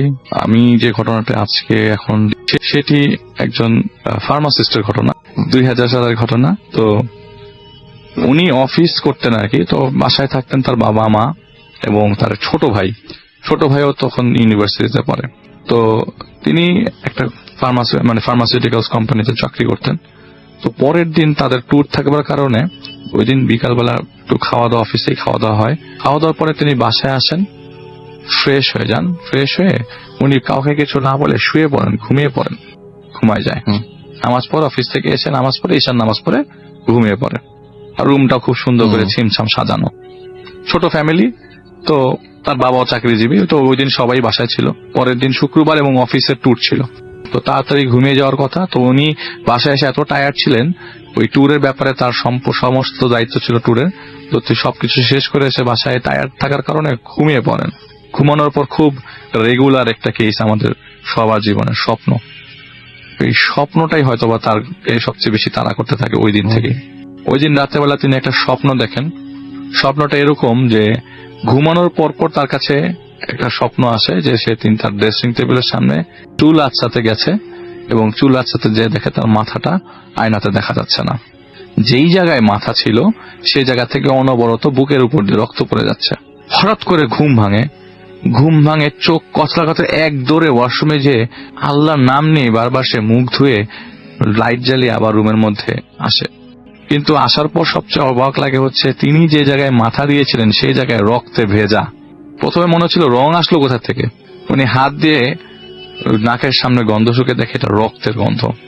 সাথে সাথে বাবা মাকে ডাক দেয়, সাথে। তো উনি বাবা মা আসে। বাবা মা আসার পরে বাবা মা দেখে যে তার খাটের উপরে রক্ত। তো তিনি কি করলেন, সেখান থেকে ওই মুহূর্তে বাবা মাকে ভয়ে রাসেল ভাই রুমে আর ঘুমানোর মতো অবস্থা নাই। তো কোনো মতে পরের রাতটা কাটে এবং পরের দিন সকালবেলা তার বাবারই একজন রেফারেন্সে তিনি একজন লোক নিয়ে আসেন তার বাসায়। হঠাৎ করে এরকম আননোন কোনো রিজন ছাড়া হঠাৎ করে এখানে কেন রক্ত আসবে, রক্ত আসার কোনো রিজন নেই, আমার সারা শরীর অক্ষত, রক্ত কোথা থেকে আসবে? আমি স্বপ্নে দেখেছি, সেটা কিভাবে বাস্তবের সাথে মেলে? এটা সম্ভব না। তো একটা লোক আসে, আমি অনেক ঘটনাতে রাসেল ভাই বলেছি অনেক বুজুর্গ লোকজন আসে, দাড়িওয়ালা অনেক বিজ্ঞ লোক আসে, কিন্তু যে লোকটা ওনাদের বাসায় সেদিন আসে সেই লোকটা আমার ঘটনার সাথে কোনোদিন ম্যাচ করে নাই। খুব সাদা সিধা একটা লোক দাঁড়িয়ে আছে, মানে পাঞ্জাবি পায়জামা পরা দাঁড়িয়ে আছে। তো লোকটা এসে ডিরেক্টলি ঢুকে বলে এই রুমে 3টা জিন ঘুমায়, এই রুমে 3টা জিন ঘুমায়, আপনারা একটু এদেরকে সরানো খুব কঠিন। প্রথমে ওনার কথাটা কেউ বিশ্বাস করে না, কি বলতেছে উল্টাপাল্টা ঘটনা শুনলই না, কিছু না, হঠাৎ করে রুমে ঢুকেই বলে এই রুমে 3টা জিন ঘুমায়। বলে যে আপনারা এই রুম থেকে 3টা জিন তাড়াতে পারবেন বলে মনে হয় না, তাদেরকে তাড়ানো অনেক কষ্টসাধ্য। আমি জানি না কি হবে, উনি লোকটা বলছে, কিন্তু তাই এই জিনগুলা, এই 3টা জিনকে তাড়ানো খুব কষ্টকর। তো উনি বলে যে এইটা ওই টাকা খাওয়ার ধান্দা। উনি পরে ওই লোকটাও চলে যায় এবং আর এটাও বলে যায় যে আপনি যখন এই জায়গায় ঘুমাবেন না তখন আপনার বিপদ সবচেয়ে বেশি হবে। দয়া করে চেষ্টা করবেন এই রুমটাতেই ঘুমানোর জন্য, যেহেতু আপনার কোনো ক্ষতি হয় নাই, আশা করি আগামীতেও কোনো ক্ষতি হবে না। হয়তো আপনি ভয় পেতে পারেন, কিন্তু আশা করি আপনার কোনো ক্ষতি হবে না। তো ওই লোকটা ওই লোকের সাথে মানে যে ভাইয়ের সাথে ঘটনা ঘটছিল, ওই লোকটা তার সাথে কথা বলে বাসার বাইরে চলে যায় এবং তার বাবাকে নিয়ে যায় সাথে। শোনেন, ওনাকে 3টা জিন খুব পছন্দ করেন এবং ওই জিনগুলো এই রুম থেকে বেরোতে চাচ্ছে না, বের হবেও না, আপনি যত চেষ্টা করেন। হয়তো আমি চেষ্টা করতে পারবো, কিন্তু আপনি যত চেষ্টা করেন বের হবে না। তো বলে যে আপনার কত টাকা দিতে হবে? বলছে আমাকে কোনো টাকা দিতে হবে না। ওই লোকটা হেঁটে চলে যায়, তার জায়গায় চলে যায়। তো ওই বাবা পরবর্তীতে, বাবারও তেমন একটা পছন্দ হয় না এই লোকটাকে, কি বললো না বললো, সাদা সিধা একটা মানুষ এসে একটু কথা বলে চলে গেল। আর ওই ভাইয়াটাতে এই রুমে আর ঘুমাবে না, অফিসের পাশে তার ফুপির বাসা, এটার ওখান থেকেই চলে যাবো। আর তার ওই পরের দিনের ট্যুরটাকে আসলে ভাই ক্যান্সেল হয়ে যায়, সে আর যেতে পারে না ট্যুরে। তো তার ফুপির বাসায় সে চলে যায়। ফুপির বাসায় যাওয়ার পরে ফুপির বাসায় ফুপিরাও জানে যে এই বাসায় ঘটনা এইরকম ঘটে গেছে। ফুপিরাও তাকে, সে যে বাসায় থাকবে ফুপিরাও পাচ্ছে ভয়, কি হবে। তো ফুপিরা প্রপারলি পুরো ঘটনাটা জানতো না যে তার সাথে সে যদি ওই রুমে না থাকে তাহলে তার উপর ক্ষতি হতে পারে। ফুপিরা জানে যে সমস্যা হচ্ছে এই বাসাতে। তো ফুপিরা তাকে বলে যে ঠিক আছে তুমি এই রুমে ঘুমাও। সেদিন রাতের ঘটনা, সে কি করলো, ওই রুমের মশারি, মশা প্রচন্ড, মশারি টশারি টানানোর পরে সে কি করলো, ওই জায়গায় শুয়ে পড়লো রাতের বেলা, পরের দিন অফিস ধরবার জন্য। ওই দিন রাতের বেলা খালি শোয়ার পরে তিনি একটা জিনিস শব্দ পান, কটকট করে খাটের চারিপাশে কটকট শব্দ হচ্ছে। মনে হচ্ছে যে ঘুণ যখন খাটের মধ্যে ধরে যেরকম শব্দ, কিন্তু ওইরকমই। কিন্তু উনি কি করলেন, নামতে যান, নাম থেকে আর পারেন না। দেয়াল কোথা থেকে আসলো? ওই খাটটা এমন যে চারিপাশে খোলা, মানে মাঝখানে, রুমের মাঝখানে খাট। তো দেয়াল কোথেকে আসে? নামতে পারছে না, দেয়াল আর মাঝখান দিয়ে দেয়াল চলে আসছে, নামতে পারছে না। লাইট যে জ্বালাবে, নামতে পারছে না। সে ভাবলো যে হয়তো ভয়ের কিছু ঘটতে পারে, ঘটার আগে লাইট জ্বালে সারা রাত ঘুমাবো, কোনো টেনশন নাই, অন্ধকার করবো না রুম। কিন্তু লাইটটা যে জ্বালাবে সেটা পাচ্ছে না। পরে একটা পর্যায়ে 10-15 মিনিট ট্রাই করার পর তার ফুপিকে ডাকলো যে তুমি ঘরের ভিতরে ঢোকো, আমি তো লাইট জ্বালাতে পারতেছি না। ফুপির মনের মধ্যে খটকা লাগে, কি হইলো আবার রুমের ভিতরে। ফুপি তার ছেলেকে নিয়ে ঘরে ঢোকে, মানে ওনার ফুপা জীবিত নাই আর কি, ফুপি তার ছেলেকে নিয়ে থাকে। ফুপি তার ছেলেকে নিয়ে ঘরের ভিতরে ঢুকে লাইট জ্বালায়, দেখে ওনার যে খাটটা যে রুমে থাকার কথা একদম কোনায়, খটটা খাড়া হয়ে দাঁড়ানো, খাড়া অবস্থায়। কখন কে এই খাট সরালো? এত বড় খাট সরানো মুখের কথা না, একজন খাট সরাতে পারে না, 2-3 জন মিনিমাম লাগে। এই খাট কোনায় চলে গেছে। ওই দিন রাতের বেলা তো অবস্থা খুব খারাপ। ওই দিন রাতের বেলা তার বাবা মাকে আবার ডাকা হয়, তখন রাতে 11টা বাজে, 11টা-12টা বাজে ম্যাক্সিমাম। তো তার বাবা মা এসে তাকে ওই দিন রাতের বেলা ওখান থেকে বাসায় নিয়ে আসে। তো বাসায় নিয়ে আসার পর ওই দিন তার বাবা মার সাথেই ঘুমায়। পরবর্তী দিন তার ভাইয়ের সাথে ঘুমানো শুরু করে এবং ওই দিন সকালবেলা তিনি আর একজন হুজুরের কাছে যান। ওই হুজুর তাকে বলে যে তুমি 3 কুল পড়বা, সূরা ইখলাস, সূরা ফালাক এবং সূরা নাস পড়বার পর সারা শরীর ম্যাসাজ করে ঘুমাবা। আর এই পানিটা দিলাম, পানিটা প্রতিদিন সন্ধ্যার সময় ছিটাবা ঘরের কোনায় কোনায়। ছেটানোর পরে তার ভাইকে নিয়ে তিনি ঘুমাতে লাগলেন। ওই 10টা দিন রাসেল ভাই তার জীবনের সবচেয়ে মানে ওই ঘটনা ঘটার পর 10 দিন তার জন্য খুব আরামদায়ক ছিল, কিচ্ছু ঘটে নাই, কোনো সমস্যা হয়নি। 10ম দিন, একদম যেদিন 10 দিন, সেদিনের শেষ দিন, সেদিন আবার রবিবার পরে রাতের বেলা তার ভাইকে নিয়ে ঘুমায়। তার ভাইয়ের আবার পরের দিন সকালবেলা ইউনিভার্সিটি আছে, তো তাড়াতাড়ি ঘুমাতে হবে, তার ভাই আগেই শুয়ে পড়ে। শেষ ঘুমাতে ঘুমাতে 11:30 12টা তিনি আবারও স্বপ্ন দেখেন রাসেল ভাই। স্বপ্নে এই দেখেন যে তিনি তার ছোট ভাইকে জবাই করছেন এবং ওই মুহূর্তে তার ছোট ভাইটা খুব জোরে জোরে হাসছে। সাথে সাথে ওনার আবার ঘুম ভেঙে যায়। যে আমি স্বপ্ন নর্মালি দেখলে পরের দিনই ভুলে যাই, কিন্তু এই 2টা স্বপ্ন বলতে পারবো না। উনি দেখলেন তার ভাইকে জবাই করে ফেলছে ও তার ভাই জোরে জোরে হাসছে। ঘুম ভাঙার পর দেখে যে ঘুম ভাঙে তার ভাইয়ের চিৎকারে। কি হলো? স্বপ্নের সাথে তার স্বপ্নের মধ্যে চিন্তা হচ্ছিল, আমি আগের বার স্বপ্ন দেখি যে আমার মাথা দেখা যাচ্ছে না, পুরো খাট ভর্তি রক্ত, এখন তো আমার ভাই আমার পাশে। স্বপ্ন মানে ঘুমের মধ্যে তার এই চিন্তাটা আসে। সে সাথে সাথে ঘুম থেকে জেগে দেখে তার ভাই চিৎকার করছে জোরে জোরে। তার ভাইয়ের পায়ের তালুর মধ্যে কে জানি কলম ঢুকিয়ে দিয়েছে এবং ওখান থেকে রক্ত বেরোচ্ছে, কলম ঢুকিয়ে দিয়েছে। উনি খুব ভয় পেয়ে যায় এবং সাথে সাথে হাসপাতালে নিয়ে যাওয়ার পর হাসপাতালের লোকজন বলে এটা প্রচন্ড ফোর্সফুল ছাড়া এই কলম এখানে ঢুকবার কথা না। কলমের ভেতরের যে নিপ সেটা ভেঙে ভিতরে ঢুকেছিল, ওগুলি বের করে নিয়ে আসছে সার্জারি করে ছোটখাটো। ওই দিন রাতের বেলা ওই হসপিটাল নিয়ে দৌড়াদৌড়ি, পরের দিন সকালবেলা সেই লোককে খুঁজে বের করা হলো। প্রথম দিন সলিউশন দিয়েছিল, কারণ আর যেই সলিউশন দিক না কেন তার সাথে তার কথাটাই এখন মিথ্যা মনে হচ্ছে না। তাকে নিয়ে আসে এবং খুব খুঁজে নিয়ে আসে, খুঁজতে সারাটা দিন লাগে। এই জায়গায় গেছে, ওই জায়গায় গেছে, ওই জায়গায় গেছে, ওই গেছে, এই জায়গায় যাও, ওই জায়গায় যাও, ওই জায়গায় যাও, এরকম করে করে অনেক লাস্টে তাকে পায় একদম বুড়িগঙ্গা নদীর মাঝখানে একটা নৌকার মধ্যে বসে আছে। সে বুড়িগঙ্গা নদীর মাঝখানে একা, রাত তখন 10টা বাজে। ওই লোককে পাওয়া গেল, ওই লোকটাকে নিয়ে আসলো। ওই লোকটা প্রথমে আসতে যাচ্ছিল না, বলছে ভাই আপনি আমার কথা বিশ্বাস করেন না, আমি কেন যাবো? বলে যে আমি যে আপনার কথা বিশ্বাস করেন এটা কেন, কে বললো? বলে যে আপনাদের পুরা চেহারা বলছে আপনারা আমার কথা বিশ্বাস করেন না। এখন কেন আমাকে দরকার? আপনার ছোট ছেলেকে জবাই করছে এই জন্য স্বপ্নে? উনি কিভাবে জানলো? উনি তো জানেই না ছোট ছেলেকে জবাই করে ফেলছে। স্বপ্নের মধ্যে এরকম কিছু একটা দেখেছে তার ছেলে। সেই লোক তার সাথে রাসেল ভাই অনেক জোরাজোরি করার পর হাতে পায়ে ধরার পর তার বাসায় আসে। তার বাসায় আসার পর ওই লোক বলে আমি 3 দিন এই বাসায় থাকবো, আমার থাকা খাওয়ার ব্যবস্থা করেন এবং আমার সাথে একজন হুজুর আসবে, সেই লোক আমার সাথে কোরআন শরীফ পড়তে থাকবে, আর এই রুমের মধ্যে আপনারা কেউ ঢুকবেন না। কিভাবে করব? আর সাথে আমাকে কোনো টাকা পয়সা দিবেন না, দয়া করে গাবতলী থেকে একটা খাসি কিনে নিয়ে আসেন, এটা আমি দেখবো কি হয়। পরবর্তীতে ওই লোক ওই ভাইয়াটাকে বসালো। এখন আমি ভাইয়ার এক্সপিরিয়েন্স ডিরেক্টলি বলছি। ভাইয়াটা বসে এবং পুরা রুম অন্ধকার করবার পর তিনি একটা বাটিতে পানি নিয়েছিলেন এবং আরেকটা আয়নার মধ্যে কিছু তেল নিয়েছিলেন। আয়নার তেলটা ঘোরাতে ঘোরাতে এক পর্যায়ে তিনি অজ্ঞান হয়ে যান আর পুরা রুম অন্ধকার। কোরআন শরীফের লোকটা ওই লোক ভাইয়াটার হাত শক্ত করে ধরে আছেন, কারণ ভয় উনিও পাচ্ছেন। তো উনি একটা সময় জেগে ওঠে, মনে হচ্ছে যে ওনার ভয়েস শোনা যাচ্ছে, কিন্তু ওনার ভয়েস থেকে যেসব কথা আসছে সেসব কথাগুলো খুব অ্যাবনর্মাল কথাবার্তা, আরবিক কথাবার্তা। ওই হুজুর আবার আরবি সম্বন্ধে জানতো। এখন ওই যে লোকটা একটু আগে অজ্ঞান হয়ে গেছিল সেই লোকটা হুজুরকে বলছে আরবিতে, তুমি ওকে ট্রান্সলেট করে বাংলায় বলো। তো হুজুর বলে যে তোমরা উমরাতে গিয়েছিলা, হ্যাঁ তুমি উমরায় গিয়েছিলা, তুমি উমরা একটা সময় একা বসেছিলা, ওখান থেকে 3টা জিন তোমাকে পছন্দ করে এখানে সাথে সাথে তোমার সাথে চলে আসে, কিন্তু এফেক্ট দেখা যায় 3 বছর পর থেকে। তুমি 2000 সালে এফেক্ট দেখতে পাচ্ছ, তারা তোমার সাথে 3 বছর ধরে এই রুমের মধ্যে। হয়তো তুমি টের পাও নাই, এখন তুমি টের পাচ্ছ। একটা সলিউশন আছে, তারা একটু খাওয়া দাওয়া চাচ্ছে, এই খাওয়া দাওয়ার ব্যবস্থা আমাকে করতে হবে। ওই লোক যে নিয়ে আসছে সে একজন জিন এবং সেও পাওয়ারফুল জিন। বলছে যে আমি 3 জনকে সরাই দিতে পারবো এবং তোমাকে কষ্ট করে এই 3 জনকে সরানোর জন্য 2টো খাসি আমাকে এখানে দিতে হবে।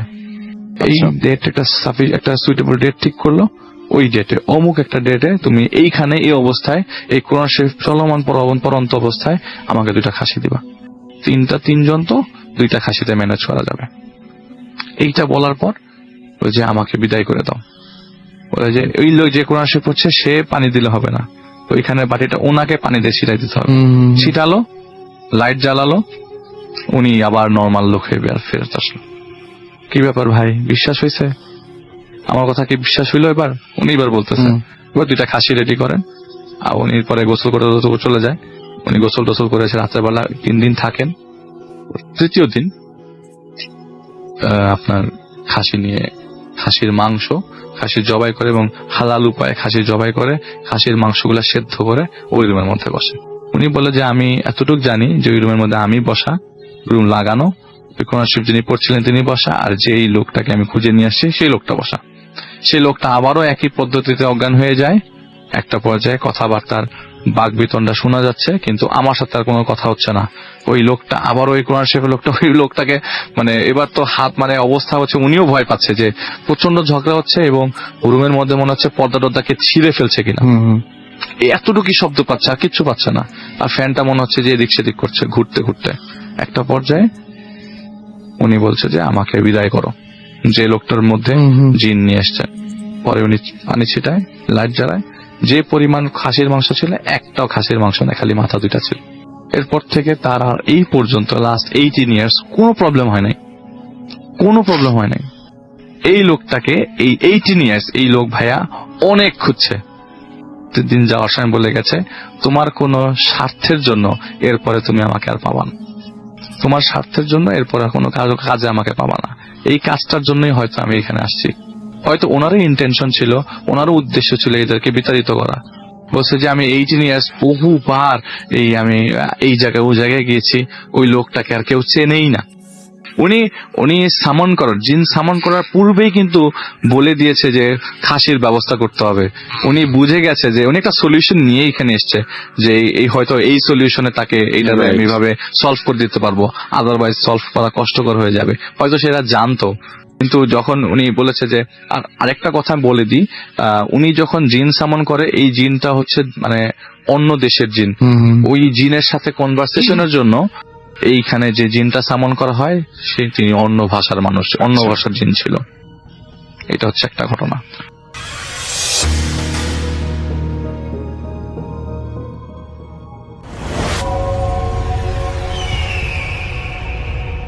প্রিয় লিসেনার্স, আসসালামু আলাইকুম। আমি আফনান, আশা করি সবাই ভালো আছেন, সুস্থ আছেন। এখন যে ঘটনাটি আপনাদের সাথে শেয়ার করব, এই ঘটনাটি আমাদেরকে যিনি পাঠিয়েছেন তার নাম মোহাম্মদ শাহিন হাসান।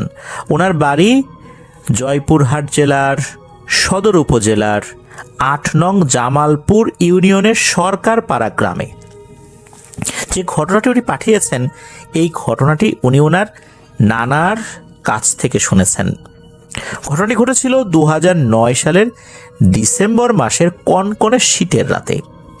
উত্তরাঞ্চল সহ বাংলাদেশের প্রায় সব এলাকায় শীতকালে মাহফিল অনুষ্ঠিত হয়। এটা বাংলাদেশের একটি সংস্কৃতি, এটা তো আমরা সবাই জানি। তো ঘটনার দিন রাতের বেলা ওনাদের এলাকা থেকে প্রায় 2 কিলোমিটার দূরে একটি মাহফিলের আয়োজন করা হয়েছিল। এই শাহিন হাসান ভাইয়ের নানা, নানি, ওনার আম্মু, ওনার খালা সবাই মিলেই কিন্তু ওই মাহফিলে যাওয়ার পরিকল্পনা করেছিলেন, কেননা ওখানে মহিলাদের জন্য আলাদা প্যান্ডেল করা ছিল। নানা উনি কি করেছিলেন, উনি নানিকে, শাহিন হাসান ভাইয়ের আম্মুকে আর শাহিন হাসান ভাইয়ের খালাকে বললেন যে তোমরা আগে থেকে মাহফিলে চলে যাও, আমি বাসাটা তালা দিয়ে রাত 10টা কি 10:30টার দিকে মাহফিলে যাবো ইনশাল্লাহ। বলে রাখা ভালো, ওই সময় ওনাদের এলাকায় এই ছিচকেচোরের উপদ্রবটা একটু বেশি ছিল। এই জন্য নানা চিন্তা করেছেন যে অল্প সময়ের জন্য গিয়ে আবার চলে আসব। বেশি সময় বাড়িতে না থাকলে এই ছিচকেচোর ঘরে ঢুকে অনেক ঝামেলা করবে, চুরি করে নিয়ে যাবে। তো নানা কিন্তু কথা অনুযায়ী ওই সময়ের দিকেই বাসা থেকে রওনা দিয়েছিলেন। আর নানি, তারপর শাহিন হাসান ভাইয়ের আম্মু, ওনার খালা, ওনারা কিন্তু আগে চলে গিয়েছিলেন অন্যান্য মহিলাদের সাথে। নানা যখন ঘর তালা দিয়ে মাহফিলের উদ্দেশ্যে বের হয়েছেন, উনি হাতে 2 ব্যাটারির একটা টর্চ লাইট নিয়ে বের হয়েছেন।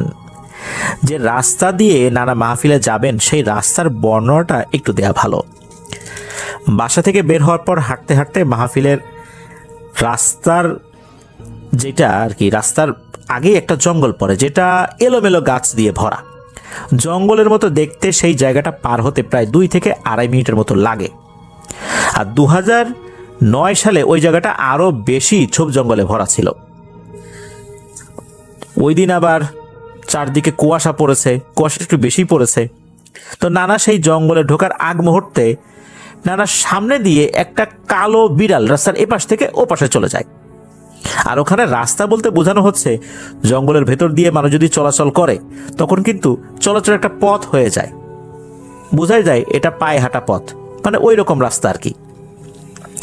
বিড়ালটা হঠাৎ করে যখন ওনাকে ক্রস করে তখন নানা ওখানে থমকে দাঁড়ায়। নানা খেয়াল করলেন বিড়ালটা একদিক থেকে আরেক দিকে ওনাকে ক্রস করে চলে গেল। তো নানা কিছু মনে না করে আবার হাঁটতে শুরু করলেন। তখনও কিন্তু নানার মাথায় কোনো ধরনের অ্যাবনর্মাল সিচুয়েশন যে হতে পারে এরকম কোনো বিষয় ওনার মাথায় আসেই নাই। কিছুক্ষণ হাঁটার পর নানা অনুভব করলেন ওনার শরীরের চারপাশে মনে হচ্ছে গরম হাওয়া চলাচল করছে, মানে গরম বাতাস ওনার শরীরের চতুর্দিকে মনে হচ্ছে ঘোরাফেরা করছে। আর ওনার শরীরে সেটা অনুভূতও হচ্ছে। সেটাও নানা স্বাভাবিকভাবেই নিয়েছেন। নানা ভাবলেন যে জঙ্গলের ভেতরে এত গাছপালা, তো এই জন্যই হয়তোবা গরম হাওয়া শরীরে লাগছে। কিন্তু ঘটনা শুরু হয় আরেকটু সামনে গিয়ে নানা শুনতে পান সাইড থেকে কেউ তার নাম ধরে ডাকছে। নানার নাম আবার জাফর। তো নানাকে বলছে, এই জাফর একটু এদিকে আয়, আমাকে বাঁচা, আমি খুব বিপদের মধ্যে আছি। এটা শোনার পর নানা এটাকে নিছক মনের ভুল ভেবে আবার হাঁটতে থাকেন। কয়েক কদম হাঁটার পর আবার সেই ডাক শোনা যায়, এই জাফর এদিকে আয়, আমাকে একটু বাঁচা রে, আমি খুব বিপদে আছি। নানা দ্বিতীয়বারের মতো শব্দটা শোনার পর এবার দাঁড়িয়ে পড়েন, কিছুটা ভয়ও পান। নানার হাতে যে 2 ব্যাটারির টর্চ লাইটটা ছিল সেটা দিয়ে হাতের ডানে বামে লাইট মারেন, কিন্তু পেছনেও ঘোরেন নাই, পেছন দিকে লাইট মারেন নাই, উপর দিকেও লাইট মারেন নাই। নানা কিছুটা ভয় পেয়েছিলেন। উনি কিছুটা দোয়া কালাম তো জানতেনই। ডানে বামে লাইট মেরে কিছু দেখেন নাই, উনি দোয়া কালাম পড়তে পড়তে সামনের দিকে এগোতে থাকেন। প্রায় 3 ভাগের 1 ভাগ রাস্তা তখন বাকি আছে। ওই সময় আবার ওই যে বিড়ালটা শুরুতে তাকে ক্রস করে চলে গিয়েছিল, এই বিড়ালটা আবারও নানাকে ক্রস করে এক সাইড দিয়ে আরেক সাইডে চলে যায়। এরপর কোনো ধরনের অস্বাভাবিক ঘটনা ছাড়াই নানা জঙ্গলটি পার করে মাহফিলে যাওয়ার জন্য যে মেইন রাস্তা, সেটা অবশ্য মাটির রাস্তা, সেই রাস্তায় উঠেছেন। মনের কিছুটা সাহস নিয়েই আল্লাহর উপর ভরসা করে হাঁটতে থাকেন আর ভাবতে থাকেন যা হওয়ার হয়েছে, এখন তো আর কিছু হবে না, এখন তো রাস্তায় চলেই আসছেন। তো সেই চিন্তা নিয়েই নানা কুয়াশাচ্ছন্ন রাস্তা দিয়ে হাঁটতে হাঁটতে এগোতে থাকেন। হঠাৎ করে তার চোখ পড়ে রাস্তার ধার ঘেঁষে কে যেন 2 পা লম্বা করে বসে আছে, অর্থাৎ রাস্তার পাশে যে ঢালু জায়গাটা থাকে ওইখানে কেউ বসে আছে, 2 পা ওই ঢালুর দিকে লম্বালম্বি করে, আর 2 হাতও পায়ের উপরে।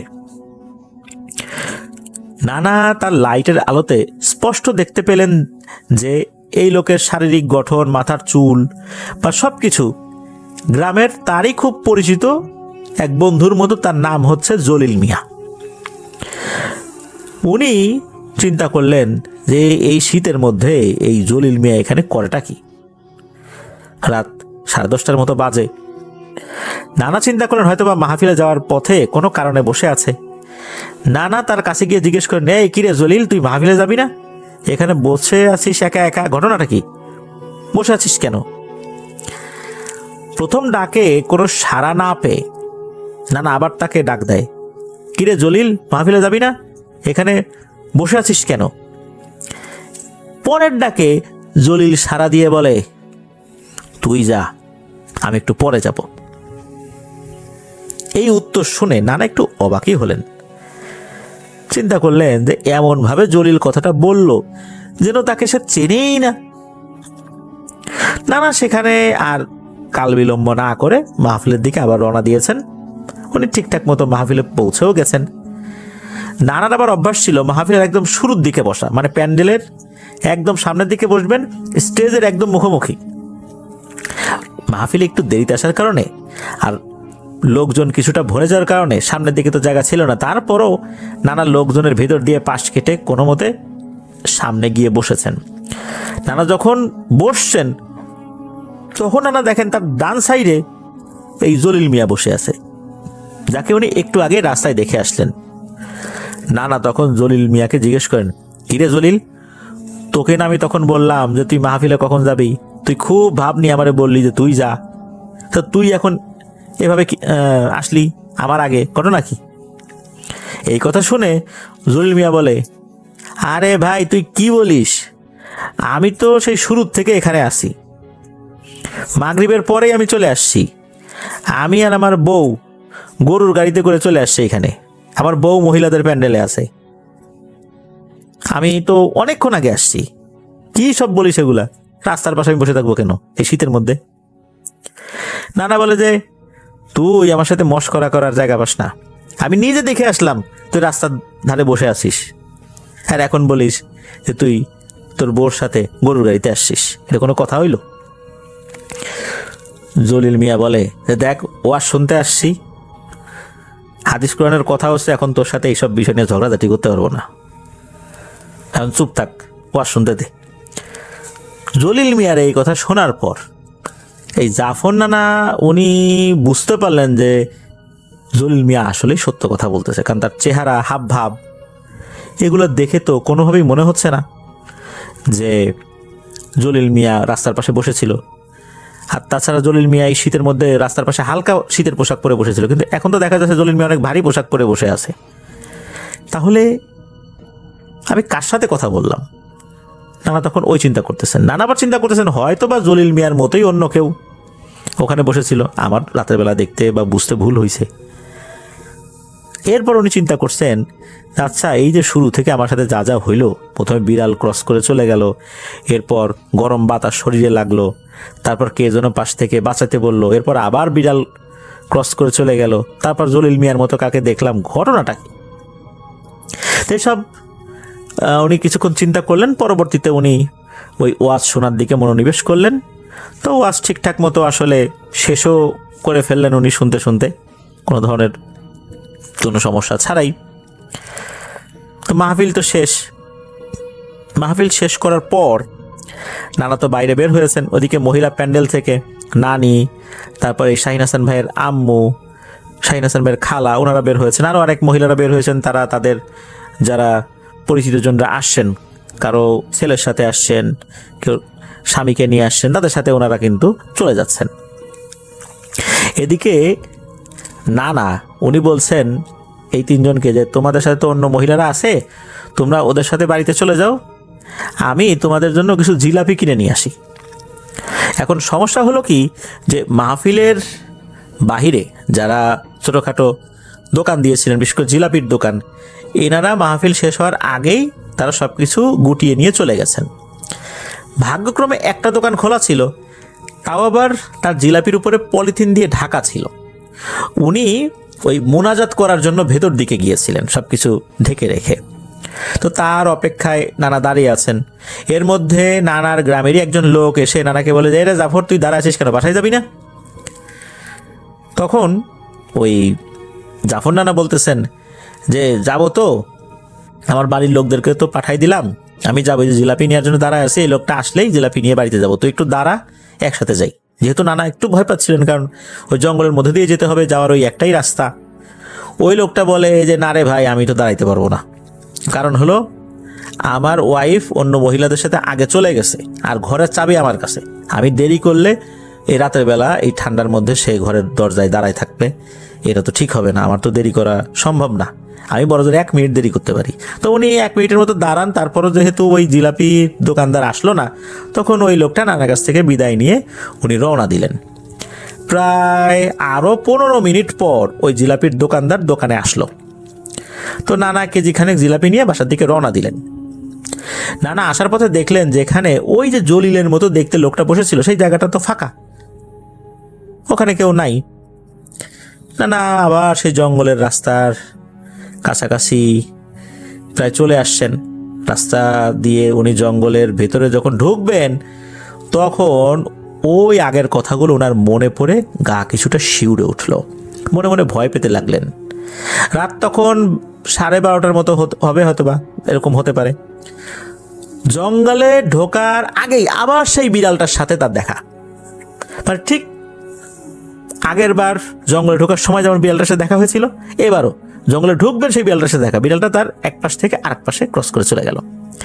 এবার তো নানা খুব ভয় পান, ভাবতে থাকেন আজ বুঝি তার সাথে খারাপ কিছু হবে। নানা তো দোয়া দরুদ পড়ছেন, পড়তে পড়তে কিছুটা সময় অপেক্ষা করছেন আর কোনো লোকজন আসে কি না, আসলে তার সাথে একসাথে জঙ্গলের ভিতর দিয়ে ক্রস করে চলে যাবেন। কিন্তু কয়েক মিনিট দাঁড়িয়ে থাকার পর বুঝতে পারলেন যে আর কেউ আসবে না। যদি কেউ আসতোই তাহলে তো দূর থেকেই কোনো একটা আলামত টের পাওয়া যেত, তার হাতে টর্চ লাইট থাকতো বা অন্য আলোর কোনো উৎস থাকতো, বোঝা যেত। যদিও বা কুয়াশার কারণে বোঝা যাচ্ছিল না ওইভাবে, তারপরও আলো জ্বললে তো কিছুটা বোঝা যায় দূর থেকে। উনি ঠান্ডার ভিতর আর দাঁড়িয়ে থাকতে পারছিলেন না, উনি জঙ্গলের ভেতর দিয়ে যাওয়া শুরু করলেন। যেহেতু এই একটাই রাস্তা, অন্য দিক দিয়ে যাওয়ার কোনো সুযোগও নাই, তো জঙ্গলে প্রবেশ করার পর কিছুটা হেঁটেছেন। এরপর নানা খেয়াল করলেন যে তার এই দুই পাশের সাইডে যে বড় বড় গাছগুলো ছিল, এই গাছগুলোতে বেশ নড়াচড়া হচ্ছে। জোরে বাতাস হলে বা দমকা বাতাস হলে গাছের পাতায় যেভাবে আন্দোলন হয়, যেরকম শব্দ হয়, ওই রকম শব্দ হচ্ছে। ওই পরিস্থিতিতে উনি কি করবেন বুঝতে না পেরে মনের ভিতর ভয় নিয়েই এক প্রকার দৌড়ের মতো করেই হাঁটতে শুরু করলেন। জঙ্গলের কিছুটা মাঝের দিকে যাওয়ার পর সেই বাতাসওয়ালা পরিবেশেই নানার কানে ভেসে আসছিল ছেলে মানুষের কান্নার আওয়াজ। তো সেই কান্নার আওয়াজ শুনে নানা একটু ভয় পান। তার ভিতরে একটা বিষয় আবার কাজ করতে থাকে। নানা মনে মনে ভাবলেন, জঙ্গলের ভেতরে কেউ বিপদে পড়লো না তো? উনি এই চিন্তা করছেন যে হয়তোবা মাহফিল থেকে ফেরার পথে কেউ আবার বিপদে পড়েছে কিনা, কান্নাকাটি করছে।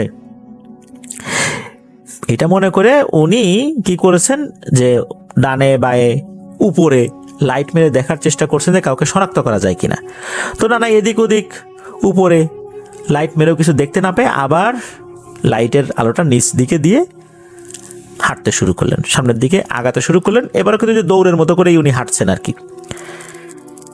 কিছুটা পথ আগানোর পর নানার কাছে মনে হলো তার সামনের দিকে কেউ দাঁড়িয়ে আছে, কিন্তু তার চেহারাটা বোঝা যাচ্ছে না। সে নানার দিকে পিঠ ঘুরিয়ে দাঁড়িয়েছিল আর কি। তো নানা সেদিকে লাইট মারার পর ওই জিনিসটা নানার দিকে ঘুরে তাকায়। নানা সেই সময় যা দেখলো তা তিনি কল্পনাতেও আনতে পারেন নাই। নানার বর্ণনা অনুযায়ী তার সামনে যে জিনিসটা ছিল সেটা ছিল খুব ভয়ঙ্কর চেহারার অধিকারী। তার চোখ দুটো ছিল বিশাল বিশাল টেনিস বলের মতো, চোখ দিয়ে রক্ত পড়ছিল। তার চুলগুলো ছিল অনেক বড় বড় আর সাদা। পরনে ছিল সাদা টাইপের আলখেল্লা, সেই আলখেল্লায় ছোপ ছোপ রক্তের দাগ লেগেছিল। অনেক সময় দেখা যাচ্ছে যারা কসাই মাংস কাটে তাদের জামা কাপড়ে যেরকম ছোপ ছোপ রক্তের দাগ লেগে থাকে, ওই রকম। নানা এটা দেখার পর মারাত্মক ভয় পান, সেখানে থ হয়ে দাঁড়িয়ে থাকেন, 1 ইঞ্চিও নড়তে পারছেন না। নানার মনে হলো তার পুরো শরীর অবশ হয়ে গেছে। কয়েক সেকেন্ডের মধ্যেই আর একটা ভয়ঙ্কর ঘটনা ঘটে। ওই অভাবটা কিছুটা দূরে দাঁড়িয়েছিল, সে মনে হলো বাতাসের গতিতে 1 ইঞ্চির দূরত্বে চলে এসেছে, নানার এত কাছাকাছি চলে এসেছে। এদিকে নানা তো নড়াচড়া করতে পারছেন না, ওই জিনিসটা নানার একদম মুখের সামনে চলে এসেছে। আর নানাকে বলছে, কিরে জাফর, তখন তোকে কত ডাকলাম, তুই আমার কথা কেন শুনলি না? তুই যদি তখন আমার কথা শুনতিস তাহলে আমি বেঁচে থাকতাম। তোর জন্য আজকে আমার এই অবস্থা, আমি মারা গেছি তোর জন্য, তাই প্রতিশোধ স্বরূপ আমি তোকেও মেরে ফেলবো রে। এ কথা বলার পর নানার চিন্তা করার ক্ষমতাও হারিয়ে যায়। উনি এত পরিমাণ ভয় পেয়েছিলেন যে কি করবেন বুঝতে পারছিলেন না, কোনো দোয়া দরুদি উনার মনে আসছে না। এরপরে উনি মনে মনে কিছুটা সাহস সঞ্চয় করে ওই লোকটাকে উনি বললেন, আপনি কে? আপনি আমার জন্য কিভাবে মারা গেলেন? আর মারা যাওয়ার পর কেউ আবার সামনে এসে কথা বলে কিভাবে? এই কথা শোনার পর ওই লোকটা আবার বলতেছে, যখন তোকে আমি ডাকলাম তুই জঙ্গলের ভেতর দিয়ে যদি আমাকে খুঁজে বের করতি তাহলেই বুঝতে পারতি আমি কে, কিভাবে মারা গেলাম, আর আমি কিভাবে আবার মরার পরে তোর সামনে চলে আসলাম। না আর ওনার মস্তিষ্কে চাপ নিতে পারলেন না, উনি ওখানে সেন্সলেস হয়ে মাটিতে লুটিয়ে পড়েন। জ্ঞান ফেরার পর উনি নিজেকে নিজের বাসার বিছানাতে আবিষ্কার করেন। নানাকে জানান যে মাহফিল থেকে আসার পথে ওই জঙ্গলের মধ্যেই আরও 2জন লোক নানাকে অজ্ঞান অবস্থায় পড়ে থাকতে দেখে তাকে চিনতে পারে এবং তাকে তুলে বাসায় দিয়ে যায়। বাসায় আসার পর নানার সমস্ত শরীর জ্বরে পুড়ে যাচ্ছিল। সারা রাত একদম সেন্সলেস অবস্থায় থাকার পর এই যে সকালবেলা তার জ্ঞান ফিরেছে। এরপর নানা শুরু থেকে একদম শেষ পর্যন্ত জঙ্গলে ওই মাহফিলে যাওয়ার সময় ওই জঙ্গলে যেটা হয়েছিল সেটাও বলেন, আবার ফেরার সময় যেটা হয়েছিল, তারপরে যে জলিল মিয়ার সাথে যেটা হয়েছিল সেটাও বলেন। এদিকে নানি যখন বুঝতে পারলেন এটা সাধারণ কোনো জ্বর না, তখন একজন কবিরাজকে খবর দেওয়া হয়। কবিরাজ আসেন, ঝাড়ফুঁক করে দেন। আর ওই কবিরাজ জানান যে ওই জঙ্গলের মধ্যে একটা খারাপ জিন আছে যার বয়স কয়েকশো বছর। রাতের বেলা এই জঙ্গল দিয়ে কেউ গেলে এইভাবে বিভিন্ন মানুষকে সে ভয় দেখায়। তো এগুলো বলার পরে নানাকে ওই কবিরাজ কিছু পানি পড়া, তেল পড়া, ঝাড়ফুঁক করে দিয়ে চলে যান। 2 দিন পর তিনি কিছুটা সুস্থ হন, স্বাভাবিক জীবনে ফেরত আসেন। তো নানা এখনো জীবিত আছেন। তো এটাই ছিল নানার সাথে ঘটে যাওয়া ভয়ঙ্কর একটি ঘটনা।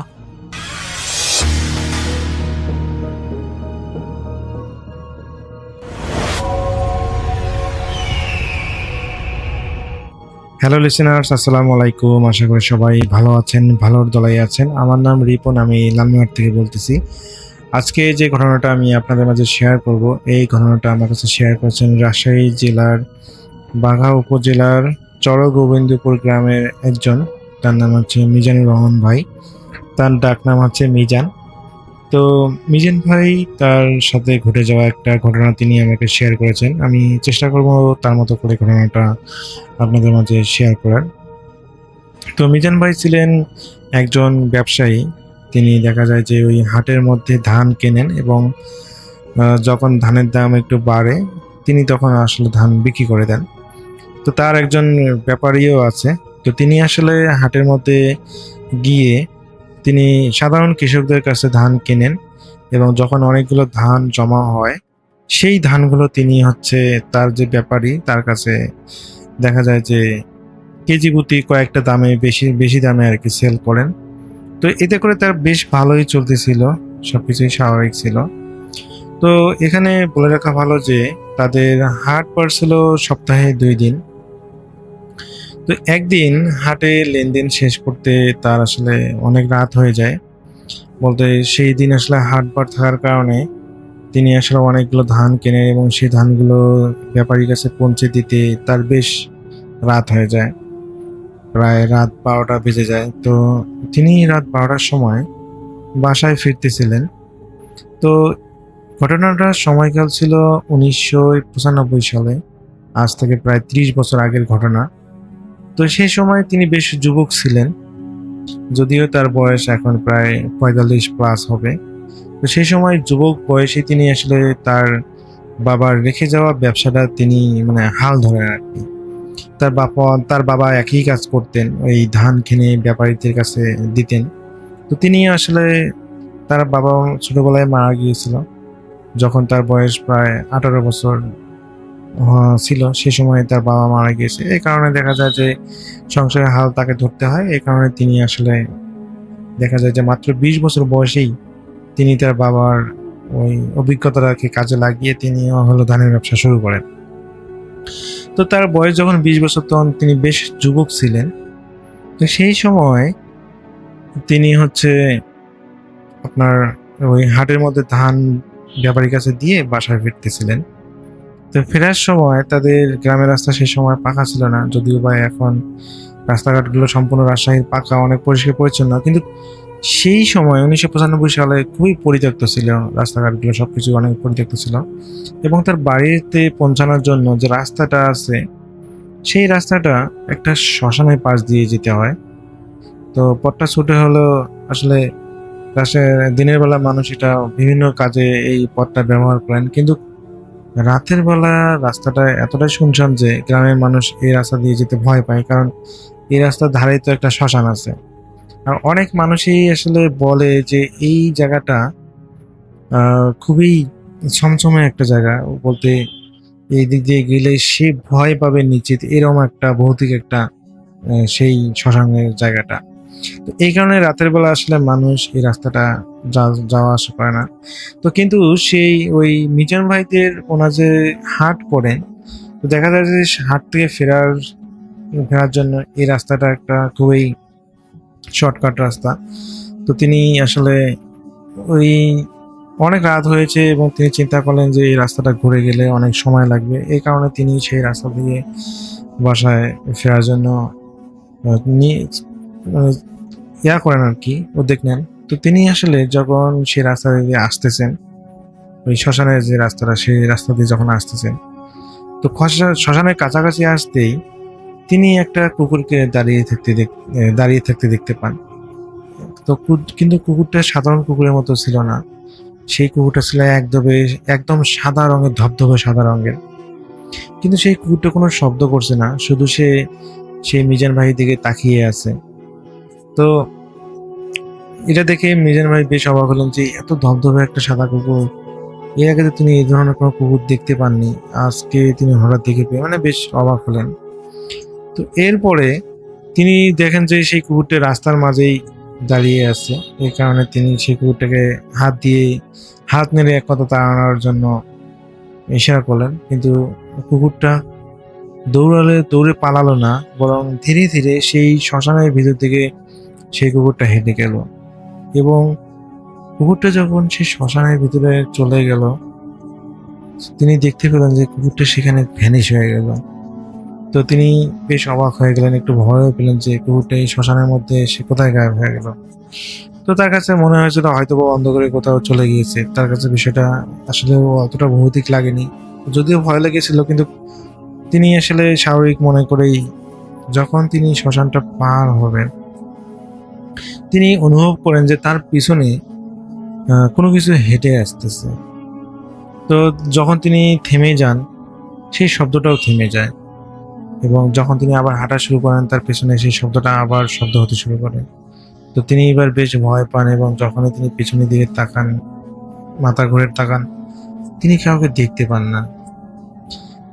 তো এরপর তিনি আবার হাঁটা শুরু করেন। এরপর তার কাছে মনে হয় যে পিছনের দিক থেকে সেই শব্দের বদলে এখন মনে হচ্ছে যে কেউ কান্না করতেছে। তো তিনি বেশ অবাক হন যে কি ব্যাপার, কি কান্না করতেছে, আর কান্নার শব্দটা সেই শ্মশান থেকেই আসতেছে। তো যখন তিনি পিছনে ঘুরে তাকান, সেই শ্মশানের দিকে তাকান, তিনি দেখতে পান যে সেই শ্মশানের কাছে একটা ছোট্ট একটা বট গাছ আছে। বট গাছটা অনেক বড় না, একটা ছোটখাটো একটা মাঝারি টাইপের একটা বট গাছ। সেই বট গাছের নিচে একটা সাদা শাড়ি পরা একটা মেয়ে মানুষের মতো দেখতে, মাথার মধ্যে মানে মুখের মধ্যে হাত দিয়ে এরকম কান্না করতেছে বসে বসে। তো এটাতে দেখে তিনি বেশ অবাক হন যে এত রাতে এখানে মেয়ে মানুষ কোথা থেকে আসবে। তো যখনই তিনি সেই মেয়ে মানুষটার কাছে যান এবং জিজ্ঞেস করেন যে কে আপনি, আর আপনি এত রাতে এখানে বসে কান্না করতেছেন কেন, কি হয়েছে? তো এইভাবে সেই মেয়েটাকে যখন জিজ্ঞেস করলো, সেই মেয়েটা কোনো কিছু উত্তর দিল না। কিন্তু তার মিজান ভাইয়ের কথা শুনে মনে হচ্ছিল যে সেই মেয়েটা তার কান্না বন্ধ করে দিল, এবং সে কান্না থেমে তার মুখটা ওই আগের মতোই হাত দিয়ে ঢাকা ওই অবস্থায় বসে আছে। তো মিজান ভাই আবার জিজ্ঞেস করলেন যে আমাকে বলুন, আমি আপনাকে সাহায্য করব, কোনো সমস্যা হয়েছে কি? কিন্তু সেই মেয়েটা কোনো ধরনের কোনো কথার উত্তর দিল না। তো এরপরে মিজান ভাই, যেহেতু কোনো একটা মেয়ে উত্তর দিচ্ছে না, আসলে তাকে তো জোর করতেও পারতেছেন না। তো এই কারণে তিনি চিন্তা করলেন যে যেহেতু মেয়েটা কোনো উত্তরই দিচ্ছে না, তো এখানে থেকে লাভ কি, তাকে সাহায্য করতে চাইলাম, সে আসলে কোনো কথার উত্তর দিচ্ছে না। তো যখনই মিজান ভাই সেই শ্মশানটা পার হতে যাবেন, মানে সেই সময় সেই মেয়েটা মিজান ভাইয়ের নাম ধরে ডেকে ওঠে, মিজান ভাই, মিজান ভাই। তো মিজান ভাই নিজের নামটা শুনে বেশ অবাক হয়ে যান যে তার নাম ধরে একটা মেয়েকে ডাকতেছে। তো পিছনে যখন তিনি তাকান, তিনি দেখতে পান যে সেই মেয়েটা এখন আর বসেনি, সে দাঁড়িয়ে আছে এবং মিজান ভাইয়ের দিকে তাকিয়ে আছে। এবং তিনি দেখতে পান যে মেয়েটার মুখের একাংশ আগুনে সেঁকা দেওয়া একটা দাগ। এই দাগটার কারণে মনে হচ্ছে যে সেখান থেকে লাল আভা বের হচ্ছে, এবং জায়গাটা দেখতে অদ্ভুত মুখের একটা অংশে। তো এই মেয়েটা সুন্দর হলেও সেই অংশটা এইরকম একটা দাগের কারণে মেয়েটাকে খুবই ভয়ানক দেখাচ্ছে। তো যখন মিজান ভাই শুনলেন সেই মেয়েটা আসলে তাকে ডাকতেছে, তো তখন মিজান ভাই কাছে যান এবং বলেন যে হ্যাঁ বলুন। তো তখন সেই মেয়েটা বলে যে আপনি কি আমাকে আমার বাসা পর্যন্ত পৌঁছে দিতে পারবেন? আসলে আমি না খুবই অনেক কষ্টে আছি। তো মিজান ভাই আসলে এই কষ্টে আছি কথাটা শুনে বেশ অবাক হন যে ইনি আবার কি নিয়ে কষ্ট আছেন, বাসা পৌঁছে দেওয়া ঠিক আছে কিন্তু কষ্টটা কি? তো যখন তিনি তাকে জিজ্ঞেস করেন যে আপনার কিসের কষ্ট, তো বলেন যে আমার সাথে চলুন, আমার বাসা পর্যন্ত চলুন, তাহলে আপনি সব বুঝতে পারবেন। তো এরপর সেই মেয়েটা সামনের দিকে হাঁটতে থাকে এবং পিছে পিছে সেই মিজান ভাই চলতে থাকে। কিন্তু মিজান ভাই দেখতে পান এটা তো সেই মেয়েটা আসলে অন্য একটা রাস্তা দিয়ে তাকে নিয়ে যাচ্ছে, যেটা তার গ্রামের রাস্তা ছিল না। এটা অন্য একটা গ্রামের রাস্তা দিয়ে সেই মেয়েটাকে নিয়ে যাচ্ছে, মেয়েটা নিয়ে যাচ্ছে তাকে। তো প্রথমে মিজান ভাই ভাবলো যে হয়তোবা মেয়েটা আসলে তাদের কোনো গ্রামের মেয়ে না, অন্য গ্রামের হতে পারে। তো আসলে তাদের বাড়িতে নিয়ে যাচ্ছে, বা সে হয়তো পথ ভুল করে এসেছে, যার কারণে এখানে এসেছে। তো মেয়েটাকে দেখে তার কাছে একদম স্বাভাবিক মনে হচ্ছে, কোনো ধরনের ভৌতিক বা কোনো কিছুই তার কাছে মনে হয়নি, একদম খুবই স্বাভাবিক মনে হলো। তো রাসেল ভাই যখন ওই মেয়েটা একটা প্রায় 1 কিলোমিটার হাঁটার পর তারা একটা বাড়িতে পৌঁছায়। তো বাড়িটা তাদের ওই মিজান ভাইয়ের কাছে একদম অপরিচিত একটা বাড়ি ছিল, তিনি আসলে সেই বাড়িতে কখনোই আসেননি। তো বাড়িতে আসার পর সেই মেয়েটা বলে যে আমার বাবার নাম হচ্ছে কমল, ওনাকে ডাক দেন। তো রাসেল ভাই উনি হচ্ছে মিজান ভাই ওই বাড়ির দিকে তাকিয়ে ডাক দিচ্ছেন, কমল ভাই, কমল ভাই বাড়িতে আছেন, এভাবে যখন ডাকতেছে। তো সেই বাড়ির ভিতর থেকে একজন বৃদ্ধ বের হয়ে আসেন, এবং তিনি এসে বেশ একটু বিরক্ত হন যে কি ব্যাপার, কে আপনি, এত রাতে আমাকে ডাকতেছেন কেন? তো সেই সময় মিজান ভাই বলতেছে যে আসলে আমি তো আপনাকে বিরক্ত করার জন্য ডাকি নাই, আমি আসলে এই মেয়েটা আমাকে আসলে আপনাদের কাছে আপনার বাড়িতে নিয়ে আসলো, আসলে তিনি আসলে কান্না করতেছেন, তো আসলে তাকে সাহায্য করার জন্য আসলে মেয়েটাকে সাথে আসা। তো এই কথা শুনে সেই লোকটা খুব অবাক হলো যে কোন মেয়ে, কার কথা বলতেছেন আপনি? তো এই যে আমার সাথে, তো আপনার সাথে আবার কোথায় মেয়ে? তো রাসেল ভাই যখনই মিজান ভাই মানে কাল্লা ঘুরে সাইডে তাকান, তিনি দেখতে পান যে সেই তার আশেপাশে কোনো মেয়ে নেই। তিনি খুবই অবাক হয়ে যান এবং চতুর্পাশে কাল্লা ঘুরে ঘুরে দেখেন যে কোনো মেয়ে নাই। তো সেই লোকটা বলতেছে যে ভাই আপনি হয়তো ভুল করতেছেন, আপনার তো সাথে কোনো মেয়ে আসে নাই। কিন্তু মিজান ভাই তো স্পষ্ট মনে আছে তার সাথে একটা মেয়ে এসেছিল এবং সেই মেয়েটাই তো পথ দেখে নিয়ে এসেছে। তো পরে মিজান ভাই সেই লোকটাকে সমস্ত ঘটনা খুলে বলে এবং সেই লোকটা ঘটনা মানে সবকিছু শোনার পর বুঝতে পারে যে এটা আসলে তারই মেয়ে ছিল, যেটা আজ থেকে প্রায় 3 মাস আগে মারা গিয়েছে। এবং সেই মেয়েটাকে আসলে তারা একটা জায়গায় কবরস্থ করেছে। তো কিন্তু সেই মেয়েটা তাকে আসলে কিভাবে দেখা দেবে এই জিনিসটা কোনোভাবে তারা বুঝতে পারতেছে না। তো এরপরে সেদিন আসলে ওই মিজান ভাই সেই লোকটা অনুরোধ করেছিল যেন তাকে বাসা পর্যন্ত পৌঁছে দেয়, কারণ তিনি আসলে প্রচন্ড পরিমাণে ভয় পেয়েছেন। তো সেই লোকটা আসলে আস্থা অস্বীকার জানায় এবং বলে যে দেখেন আমি এত রাতে যেতে পারবো না, ভালো হয় যদি আপনি আসলে যদি আজকে রাতটা আমাদের বাসায় থাকেন, তাহলে কালকে আপনি সকালে চলে যাবেন। তো মিজান ভাই আসলে তিনি একা বাসা আসতেও সাহস পাচ্ছিলেন না এবং বাধ্য হয়ে তিনি সেই কমল নামে যে বাড়িতে মেয়েটা নিয়ে গেছিল এবং তাদের বাড়িতেই তিনি সেদিন থাকেন এবং সকালে তিনি বাসায় চলে আসেন। তো আসলে ভাই এরপরে আসলে সেই মেয়েটা আরো কাউকে দেখা দিয়েছে কিনা বা কেন আসলে তাকে দেখা দিয়েছিল, তিনি আজ পর্যন্ত এটার কোনো রহস্য উদ্ঘাটন হতে পারেনি বলে জানিয়েছেন। এটা ছিল তার জীবনের সাথে ঘটে যাওয়া একটা অদ্ভুত একটা ঘটনা, তিনি আমাকে শেয়ার করেছেন, আমি আপনাদের কাছে শেয়ার করলাম। রাসেল ভাই যদি ঘটনাটা ভালো লেগে থাকে তাহলে শ্রোতাদের কাছে শেয়ার করবেন। আর এই ঘটনার মধ্যে আমার কথা বলার মধ্যে ভুল ত্রুটিগুলো সবাই ক্ষমা সুন্দর দৃষ্টিতে দেখবেন। সবাই ভালো থাকবেন, সুস্থ থাকবেন এই প্রত্যাশায়। আল্লাহ হাফেজ।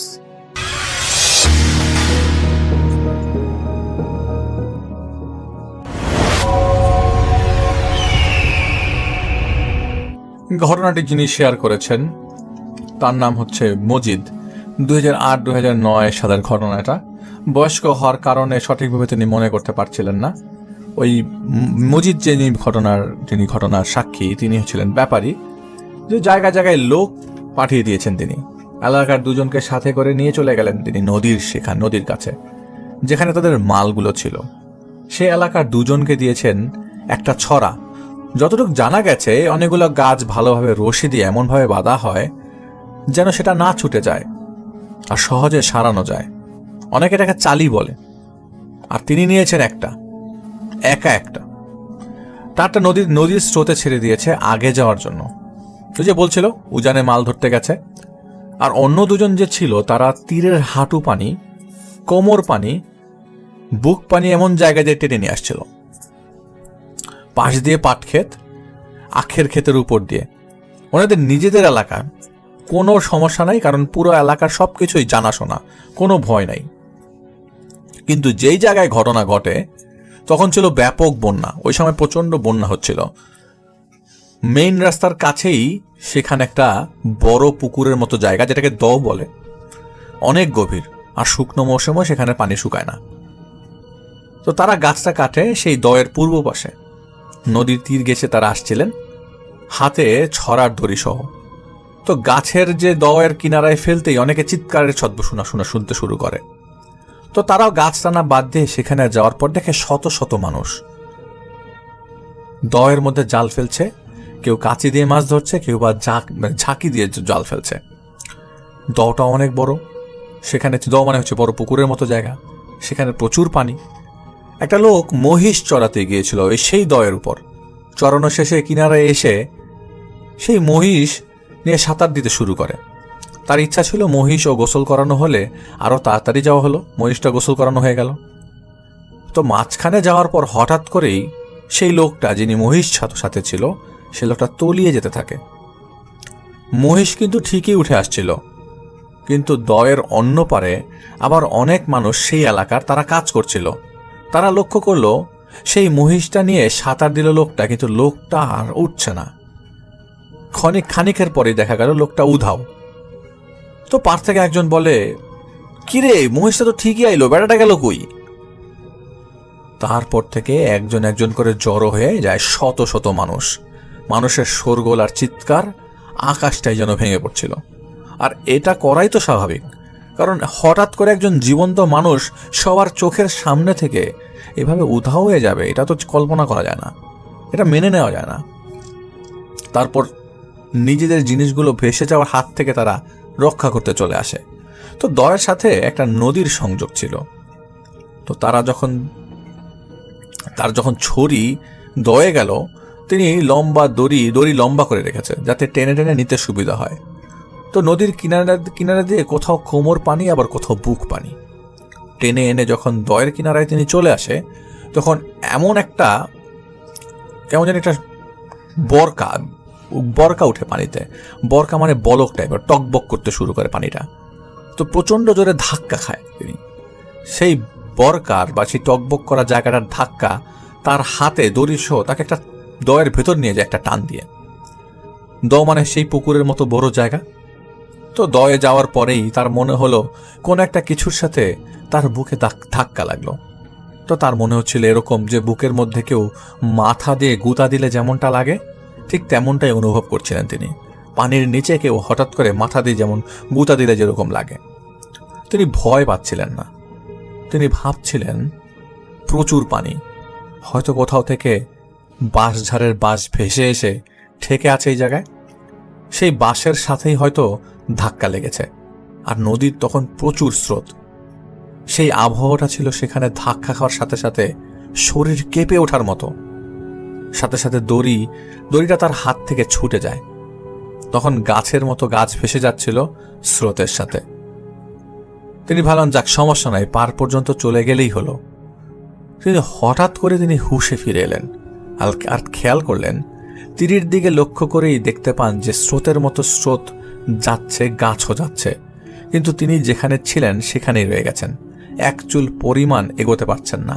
মানে স্রোতে তার যে গাছগুলো তিনি টেনে নিয়ে এসেছিলেন সেগুলি স্রোতের সাথেই চলে যাচ্ছে, কিন্তু তারও তো যাওয়ার কথা স্রোতের মধ্যে দিয়ে, তিনি স্রোতের ভিতর দিয়ে যেতে পারছেন না, এক চুল এগোতে পারছেন না। তার মানে ওই জায়গায় তিনি আটকে আছেন। মনে হচ্ছিল তাকে কেউ বেঁধে রেখেছে। তার বুক পর্যন্ত পানির নিচে ছিল, চারপাশে থই থই পানি। তিনি পরনে একটা হাফ প্যান্ট আর একটা স্যান্ডো গেঞ্জি ছিল, আর গামছা বাঁধা ছিল কোমরে। তার মনে হলো পায়ের মধ্যে যেভাবে জঙ্গল পায়ে পেঁচিয়ে যায় সেভাবে কোনো একটা কিছু একটা তার পায়ে পেঁচিয়ে যাচ্ছে। কোনো একটা গাছ পানির নিচ থেকে অটোমেটিক তার শরীরে পেঁচিয়ে যাচ্ছে। তখন পুরো ধান্দা যে পানিতে তো বন্যার পানিতে জঙ্গল ভেসে আসতে পারে, সেগুলো হয়তো সেখানে আছে, সেগুলোই হয়তো মুভমেন্টের কারণে পেঁচিয়ে যাচ্ছে। কিন্তু যখনই আরেক পা দিয়ে ছাড়ানোর চেষ্টা করে, তার মনে হচ্ছিল পিচ্ছিল কিছু তার পাতে জড়িয়েছিল। পা দিয়ে ধাক্কা দেওয়ায় তা আরও পিছলে যাচ্ছিল। তার মনে হচ্ছিল পিচ্ছিল জিনিসগুলো তার পায়ে পেঁচিয়ে যাচ্ছে, আর তিনি সেটা ছাড়াতেই চেষ্টাতে ছিলেন। এরকম করেই যাচ্ছিলেন তিনি, কিন্তু আসলে কোনো কিছুতেই লাভ হচ্ছিল না।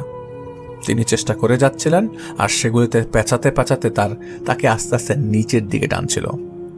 প্রবল শক্তি দিয়ে কেউ নিচে টানছে, আর তিনি দুই হাত দিয়ে তার যত শক্তি আছে তা দিয়ে পানির উপর ভেসে থাকার চেষ্টা করে যাচ্ছে। করতে করতে একটা সময় তিনি আর পেরে উঠলেন না। সেই প্রবল শক্তির সাথে তিনি পারছিলেন না। যাকে তিনি দেখছেন না, কিন্তু তার সাথে লড়াই করতে হচ্ছে তার সাথে। এভাবে পানিতে একবার তিনি চুবুনিও খেলেন। পানির নিচে গিয়েও বাঁচার তাগিদ থেকে আবারও উপরে ওঠার চেষ্টা করে উপরে উঠেলেন। খালি একটাবার চিন্তা করুন, আপনি কোনোভাবেই জানেন না এই জায়গায় আপনি পানির নিচে তলিয়ে যাবেন। হঠাৎ করে আপনি দেখলেন আপনি পানিতে সাঁতরানোর সময় কেউ সেই জায়গাতে মুভ করে চলে যাওয়ার কথা, অথচ আপনি সে জায়গায় আটকে আছেন। কিছু একটা আপনার পায়ে পেঁচিয়ে গেছে, আপনি নড়তে পারছেন না, কেউ আপনাকে পানির নিচে একবার চুবুনিও দিল। ওই যে জঙ্গলের মতো পেঁচানোর মতো কিছু একটা পেঁচিয়ে যাচ্ছিল তার পায়ে, ঠিক সেটাই তখনও হচ্ছে, যেন সে চেষ্টা করে যাচ্ছে তাকে শেষ করে দেবার। তো একবার চুবুনি খাওয়ার পর তার শরীরটা কেমন হালকা মনে হতে লাগলো, আর তিনি কয়েকবার পানির পেটের ভেতরে চলেও গেল। তো তিনি যতই চেষ্টা করে যাচ্ছিল উপরে ভেসে থাকার, যেন বিপরীত দিকের কোনো একটা আকর্ষণ তাকে নিচের দিকে ততটাই আকর্ষিত করতে লাগলো। তিনি নিচের দিকে নিজেকে অনুভব করছিলেন। এভাবে আরও দুবার তিনি চুবুনি খেলেন। অনেকক্ষণ চেষ্টা করার পর তার শরীর নিথর হয়ে যাচ্ছিল। মনে হচ্ছিল শক্তি এখন আস্তে আস্তে শেষের দিকে। পায়ে যে জঙ্গলের মতো কিছু জিনিস জড়াজড়ি করছিল, তখন তিনি ভাবলেন কোমর থেকে গামছাটা খুলে গেল কিনা। কোনো মতে এক হাত কোমরে দিতেই বুঝতে পারলেন, না, কই, গামছা তো ঠিক আছে, খুলে যায়নি। মনের মধ্যে একটা ভয় ঢুকে গেছে এর মধ্যেই। কিসের ভয় তিনি বুঝতে পারছেন না। আসলে এই ভয়টা মৃত্যুর ভয়। আল্লাহকে ডাকতে লাগলেন তিনি। ভয় তো ছিল না শুরুতে, কারণ কল্পনা করা যায়নি যে অদৃশ্য কোনো শক্তির সাথে সাথে মুখোমুখি হতে যাচ্ছেন তিনি। দ্বিতীয়বার যখন অনিচ্ছাকৃত ভয়ে পানিতে চুবুনি খেলেন, তখন ইতোমধ্যে তিনি বুঝে গেছেন কি ঘটতে চলেছে তার সাথে। আল্লাহকে ডাকতে লাগলেন, আল্লাহর সাহায্য চাইতে লাগলেন, আল্লাহর কাছে বাঁচার চেষ্টা করতে করতে বলতে লাগলেন, আল্লাহ, যদি আমার হায়াত থাকে তাহলে আমাকে এই বিপদ থেকে আমাকে উদ্ধার করো। আর মনে মনে তাদেরকে স্মরণ করতে লাগলেন, কই আপনারা। আর সাথে সাথে তৃতীয়বারের মতো চুবুনি খেলেন। আর পানির নিচ থেকে মাথা ওঠানোর আগেই এক অদৃশ্য ধাক্কা খেলেন প্রবল শক্তিতে। এক ধাক্কা তাকে মাঝখান থেকে তীরে এনে পৌঁছালো, আর মাটির সাথে তার পা স্পর্শ পেল। মনে মনে আল্লাহর শুকরিয়া আদায় করলেন। বেঁচে থাকার আশার মনে নতুন করে লালন করতে লাগলেন। কিন্তু তার শরীরে তখন আর শক্তি ছিল না যে তাকে টেনে ওঠার, নিজেকে টেনে ওঠার চেষ্টা করবে। তিনি নড়তেই পারছিলেন না, একদম থ মেরেছিলেন। কি করবেন ভাবছিলেন, কিন্তু লাভই বা কি?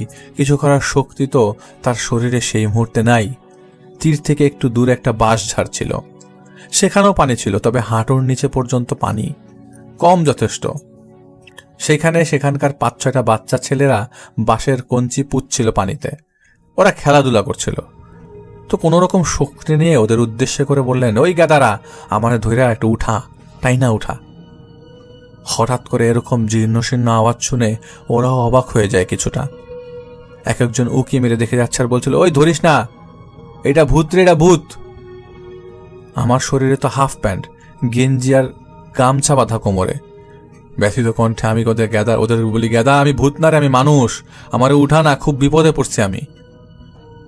তখন আরেকটা ছেলে বলে, ওই উনি মানুষ, কথা কইতাছে, ধর ওনারে, টাইনা উঠাই। বিপদে পড়েছে লোকটা। ছেলেগুলোর এরপর একজন একটা বাঁশ ধরে শক্ত করে, তারপর অন্য সবাই একজন আরেকজনের হাত ধরে তার হাত এগিয়ে দেয়, শেষের জনের হাত এগিয়ে দেয় তার হাতে। কিন্তু তাদের ভয় এখনো কাটেনি। একবার হঠাৎ তারা এগিয়ে দেয়, তিনি ধরতে নেয়, আবার পিছিয়ে যায়।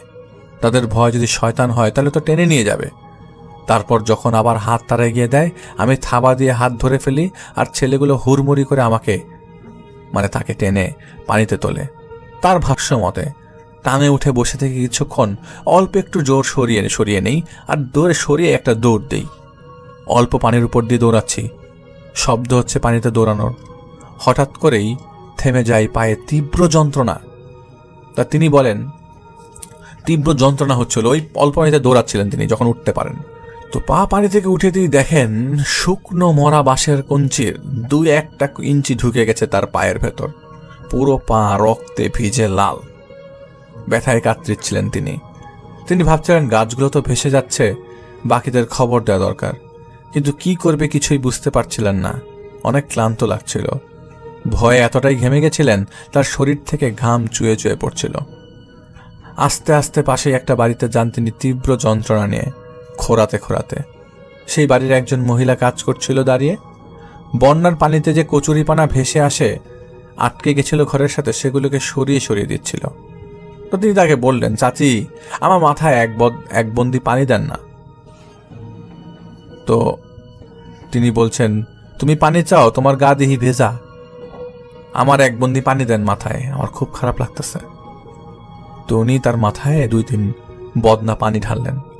কৃতজ্ঞতার সুরে তাকে বললেন, চাচি আমার একটু উপকার করবেন? তো উনি বলেন, কি? তিনি বলেন, আমি অমুক বাজারে যাব, আমি তো সাঁতরে যাইতে পারবো না, আমার একটু 5-6টা কলা গাছ বাঁশ দিয়ে বাইজা তৈরি করা যায় নৌকার বিকল্প হিসেবে, এমন একটা বুড়াই করে পৌঁছায় দেন না। তো উনি বললেন, আমি মহিলা মানুষ, এখন বুড়া কোনে পামু বাজান? বুড়া মানে ওই যে বাঁশ দিয়ে তৈরি কয়েকটা। তো বলতে উনি দেখলেন রাস্তায় পানিতে কিছু বাচ্চা ছেলেরা খেলছে বুড়া নিয়ে। তো উনি বাচ্চা ছেলে বলে, ওই তোরা এই লোকটারে বাজারে নামাই দিয়ে আয় তো, যা, বন্যা এলাকা, ওই জায়গায় তো শুকনা জায়গা নাই। তো উঠার পর ছেলেগুলা বলে, তাকে জিজ্ঞেস করে, আপনারা গাছ টানেন না, গাছ কাটেন না? তো তিনি বলেন, গাছ কাটি। তো আমগো বাড়িতে গাছ কাটা রাখছেন, আপনারা চিনি আমি, বলেই তিনি সেখানে একদম শুয়ে পড়লেন। তার নিঃশ্বাস বন্ধ হয়ে আসছিল, তিনি শ্বাস নিতে পারছিলেন না সহজে, অনেক কষ্ট হচ্ছিল। বাজারে গিয়ে নামার পর সেই চায়ের দোকানে যেতে লাগলেন তিনি। তো ছেলেগুলোকে দুঃখের কথা বললেন, তোদের যে 10 টাকা দিব সে টাকাটা আমার কাছে নাই। তোরা বলে, সমস্যা নাই, আপনি যান। চায়ের সেই দোকানটা পরিচিত ছিল। আকাশ ছিল মেঘাচ্ছন্ন, বৃষ্টি শুরু হলো ফোটায়। গিয়ে দেখেন দোকান বন্ধ। দোকানে গিয়ে তিনি বসে পড়লেন মাটিতেই, শরীর নিস্তেজ হয়ে যাচ্ছে। ভেতর থেকে একটা শব্দ যেন বের হচ্ছিল না। বৃষ্টির মধ্যেও ভাবে তিনি বসে রইলেন, আবছা শুনতে পারছিলেন। আশেপাশের মানুষ বলা বলি করছিল, কত পাগলই দেখলাম, এই পাগল আবার আইলো কর্তিকা, এই বৃষ্টি তার মধ্যে কেমন করে এই বৃষ্টির মধ্যে তার মধ্যে কেমনে বৈশা রইছে। তিনি কোনো উত্তর দিতে পারছিলেন না। তার শরীর ক্রমশই ছেড়ে দিচ্ছিল বাঁচার ইচ্ছা। কিছুক্ষণ পর চায়ের দোকানদার আসে, এসে উনি অবাক হয়ে যায়, কারণ সে তো তাকে চেনে। তো এসেই তার কাছে এসে তাকে জিজ্ঞেস করেন, বলেন, ভাই আপনারই অবস্থা? তো তিনি বলছেন, আমার শরীরে একটা শক্তি নেই যে আমি তার প্রশ্নের উত্তর দিব। তো তিনি কোনো মতে হাত দিয়ে তাকে ইশারা করে বোঝানোর চেষ্টা করলেন তাদের সর্দারকে ফোন করে জানাবার জন্য। তারপর থেকে তার আর কোনো সেন্স ছিল না। তার সাথে এই এলাকার 2 জন ছিল, তারা তাকে হন্য হয়ে খুঁজছিল, কারণ কয়েক ঘন্টা হয়ে যাচ্ছিল তার কোনো খবর ছিল না। তারা খুঁজতে বাজারের দিকে আসে। তার এই অবস্থা দেখে আশেপাশের সব মানুষ জড়ো হয়ে যায়। বাজার তখন গুম করছিল তাকে নিয়ে। অনেক মানুষ জড়ো দেখে সেই 2 জনও সেখানে গিয়ে তাকে পায় সেন্সলেস অবস্থায়। তাকে দেখে তারাও কেমন যেন হতভম্ব হয়ে যায়। তার সেন্স ছিল না। তার কোমরের গামছা দিয়ে তাকে ঢেকে দিয়েছে তারা। চিন্তা করুন কি অবস্থা। তিনি জীবিত অথচ সবাই তাকে মৃত ভাবছে। কিন্তু সত্যি একদিন সবাইকে চলে যেতে হবে। সেদিন কাফনের কাপড়ে মোড়ানো থাকবেন আপনি, মোড়ানো থাকবো আমি। চায়ের দোকানদার সর্দারকে ফোন করে জানায়। উনি বলেন যে মনে হয় ভাই আর নাই, আপনি তাড়াতাড়ি আসেন। আর এটাও জানায় যে তারা বাজারে আছে, চায়ের দোকানে। তো সর্দার কান্না করে দেয় চায়ের দোকানদার ভাইয়ের কথা শুনে। কান্না করতে করতে সর্দার বাজারে আসে। এসে দেখে তিনি শুয়ে আছে, তাকে ঢেকে রেখেছে গামছা দিয়ে। তার পা দিয়ে রক্ত ঝরছিল। একদিক দিয়ে ভয়ে, আরেক দিক দিয়ে তীব্র যন্ত্রণায় তিনি ছিলেন মৃত্যুর পথযাত্রী। আসলে তিনি মারা যাননি, কিন্তু জীবিত থেকেও তিনি মৃত ছিলেন। সবাই মনে করেছিল তিনি মারা গেছেন। সর্দার দেখেই চিৎকার করে কেঁদে ফেলে। সর্দার সহ বাকি সকল তাকে ধরে নিয়ে পাশের একটি বাড়িতে যায়। সেখানে ডাক্তার ছিল, পালস চেক করে এবং যে শুকনো বাঁশের কঞ্চি ঢুকেছিল সেটা পায়ের চামড়া কেটে ডাক্তার সেটি বের করে নিয়ে আসে। এই অবস্থা দেখে সেই বাড়ির মানুষগুলো, বিশেষ করে মহিলারাও কান্না করেছিল। মূলত সর্দারের বাড়িতে খবর দেওয়া হয়। তারা আসে নৌকা করে। তারাও প্রচুর বিষণ্ণ ছিল, বন্যা দুর্গত এলাকা। তো তারাও কান্না করছিল। চারপাশে কান্নার রোল পড়ে গেছিল। কেউ বলা বলি করছিল যে তিনি আর নাই। সর্দার বাড়ির মহিলারাও কান্নাকাটি করছিল, বলছিল ভালো মানুষটা চলে গেল, ভালো মানুষটা কাজে গেল, ফিরে আইলো মইটা যায় আর কি। এগুলো বলছে আর কান্না করছিল। তো ডাক্তার যাওয়ার আগে বলে যায় যে ওনার শরীরে তো কোনো সমস্যা পেলাম না, কিন্তু কেন জানি উনি শ্বাস নিতে পারছিলেন না। আপনার ভালো একজন ডাক্তার দিয়ে বা কবিরাজের চিকিৎসা করান যত দ্রুত সম্ভব হয়, যদি বাঁচাতে চান। পরে তাকে নিয়ে আসা হয় মূল সর্দারের বাড়ি। ওই অবস্থায় নৌকা করে। ওই এলাকার একজন নাম করা কবিরাজ ছিল। তিনি এসব কাজ করতেন। তার বেশ নাম ডাক ছিল। কয়েকজন মিলে ওনার কাছে যায়, ছুটে যায় একসাথে সাথে সাথে। তো চারদিকে থই থই পানি। সকল বাধা অতিক্রম করে ওনারা চলে যান এবং গিয়ে ওনাকে সবকিছু বলে, যা যা আপনাদেরকে এতক্ষণ বলা হলো। তো সবকিছু শুনে কবিরাজ বললেন, আপনারা কেন আসছেন? চলে যান। যারা আছে তার সাথে ওনারাই তাকে ঠিক করবেন, এই চিন্তা ওনাদের। ওনারা আবার বলেন, লোক বাঁচতেছে না, আপনার তাড়াতাড়ি যেতে হবে। তো কবিরাজ বলেন যে যেতে হবে না, আপনারা যান। তবুও ওনারা মানেন না। কবিরাজকে তারা সাথে করে নিয়ে আসবেন। তো কবিরাজ বলেন যে আপনারা শুধু শুধু আমাকে নিয়ে আসলেন, আমার কথাটা বিশ্বাসই করলেন না। ওনার সাথে যারা আছেন তারাই ঠিক করে দিবেন ওনাকে।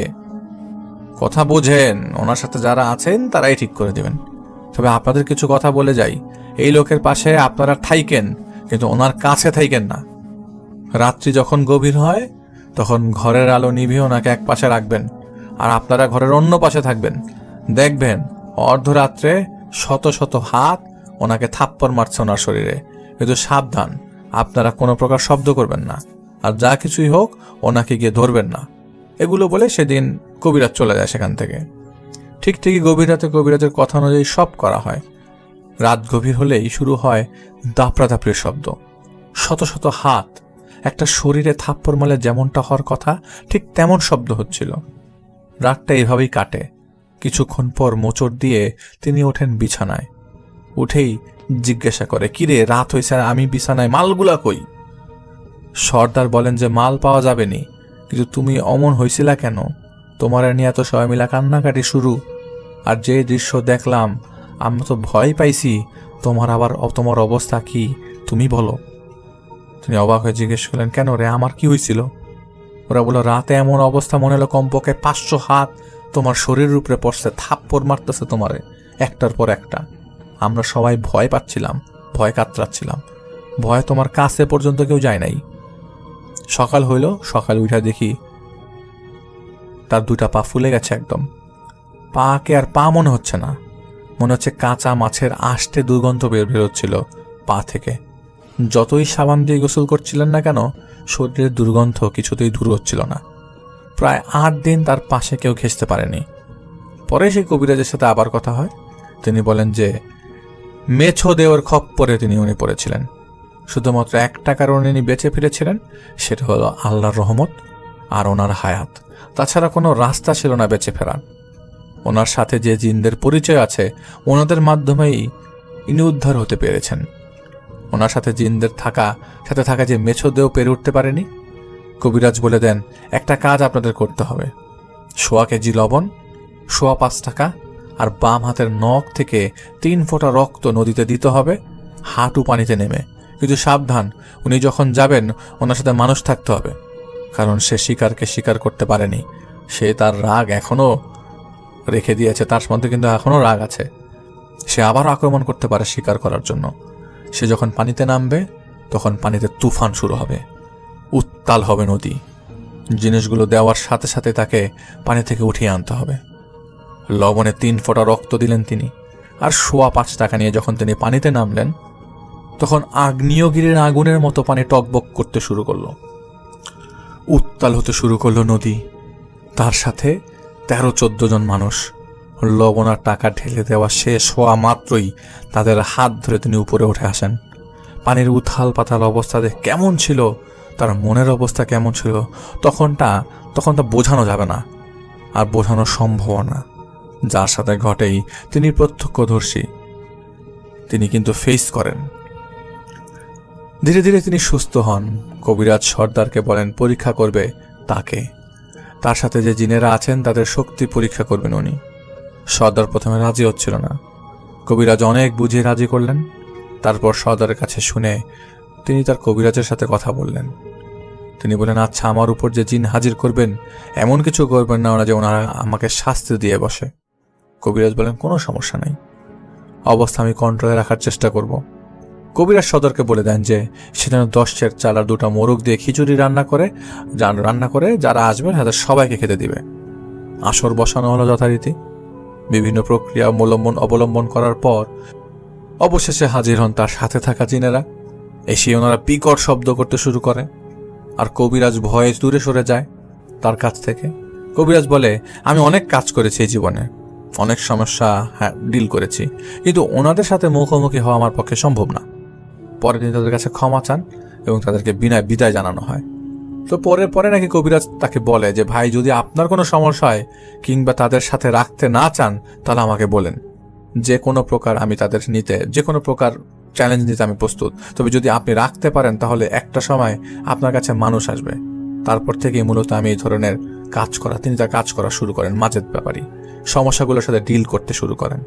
4 বছর গোপন করেছেন তিনি, আস্তে আস্তে সবাই জেনে গেছে। এখন প্রতিনিয়তই কাজ করছেন। তবে নিজের পেশার পাশাপাশি এই ঘটনাটা কেমন লাগবে জানি না, ভয়ের কিনা, তবে তিনি চেষ্টা করে নিজে যা ফেস করেছেন তাকে আপনাদের জানানোর চেষ্টা করবেন।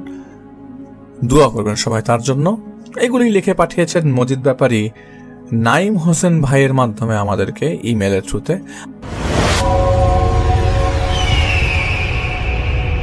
হ্যালো লিসেনার্স, আশা করি ঘটনাগুলো আপনাদের ভালো লেগেছে। আমি চেষ্টা করেছি বাছাই করে ঘটনাগুলো আপনাদের মাঝে শেয়ার করার। আমি প্রতিদিনই ঘটনাগুলো বাছাই করে আপনাদের মাঝে একটি করে এপিসোড শেয়ার করার চেষ্টা করি। যদি আমার ঘটনাগুলো একটু ভালো লাগে তাহলে অবশ্যই এই চ্যানেলটি সাবস্ক্রাইব করবেন। আর আপনারা কোথা থেকে এই ঘটনাগুলো শুনতেছেন যদি আপনাদের ঠিকানাগুলো জানান তাহলে আমি অনেক কৃতজ্ঞ হব। তাহলে আমি বুঝতে পারবো যে আপনারা কোথা থেকে শুনতেছেন। এছাড়াও আপনাদের মাঝে যদি কোনো ঘটনা থেকে থাকে তাহলে অবশ্যই আমাদের ইমেলে দেওয়া ঠিকানায় ঘটনাটা পাঠাবেন। তাহলে নেক্সট এপিসোডে আপনার সেই ঘটনাটা আমরা রাসেল ভাইয়ের মাধ্যমে অথবা আমরা নিজেরা পড়ে শোনাবো। তো ভালো থাকবেন, সুস্থ থাকবেন, এই প্রত্যাশায় আজকের মতো বিদায় নিচ্ছি। আল্লাহ হাফেজ।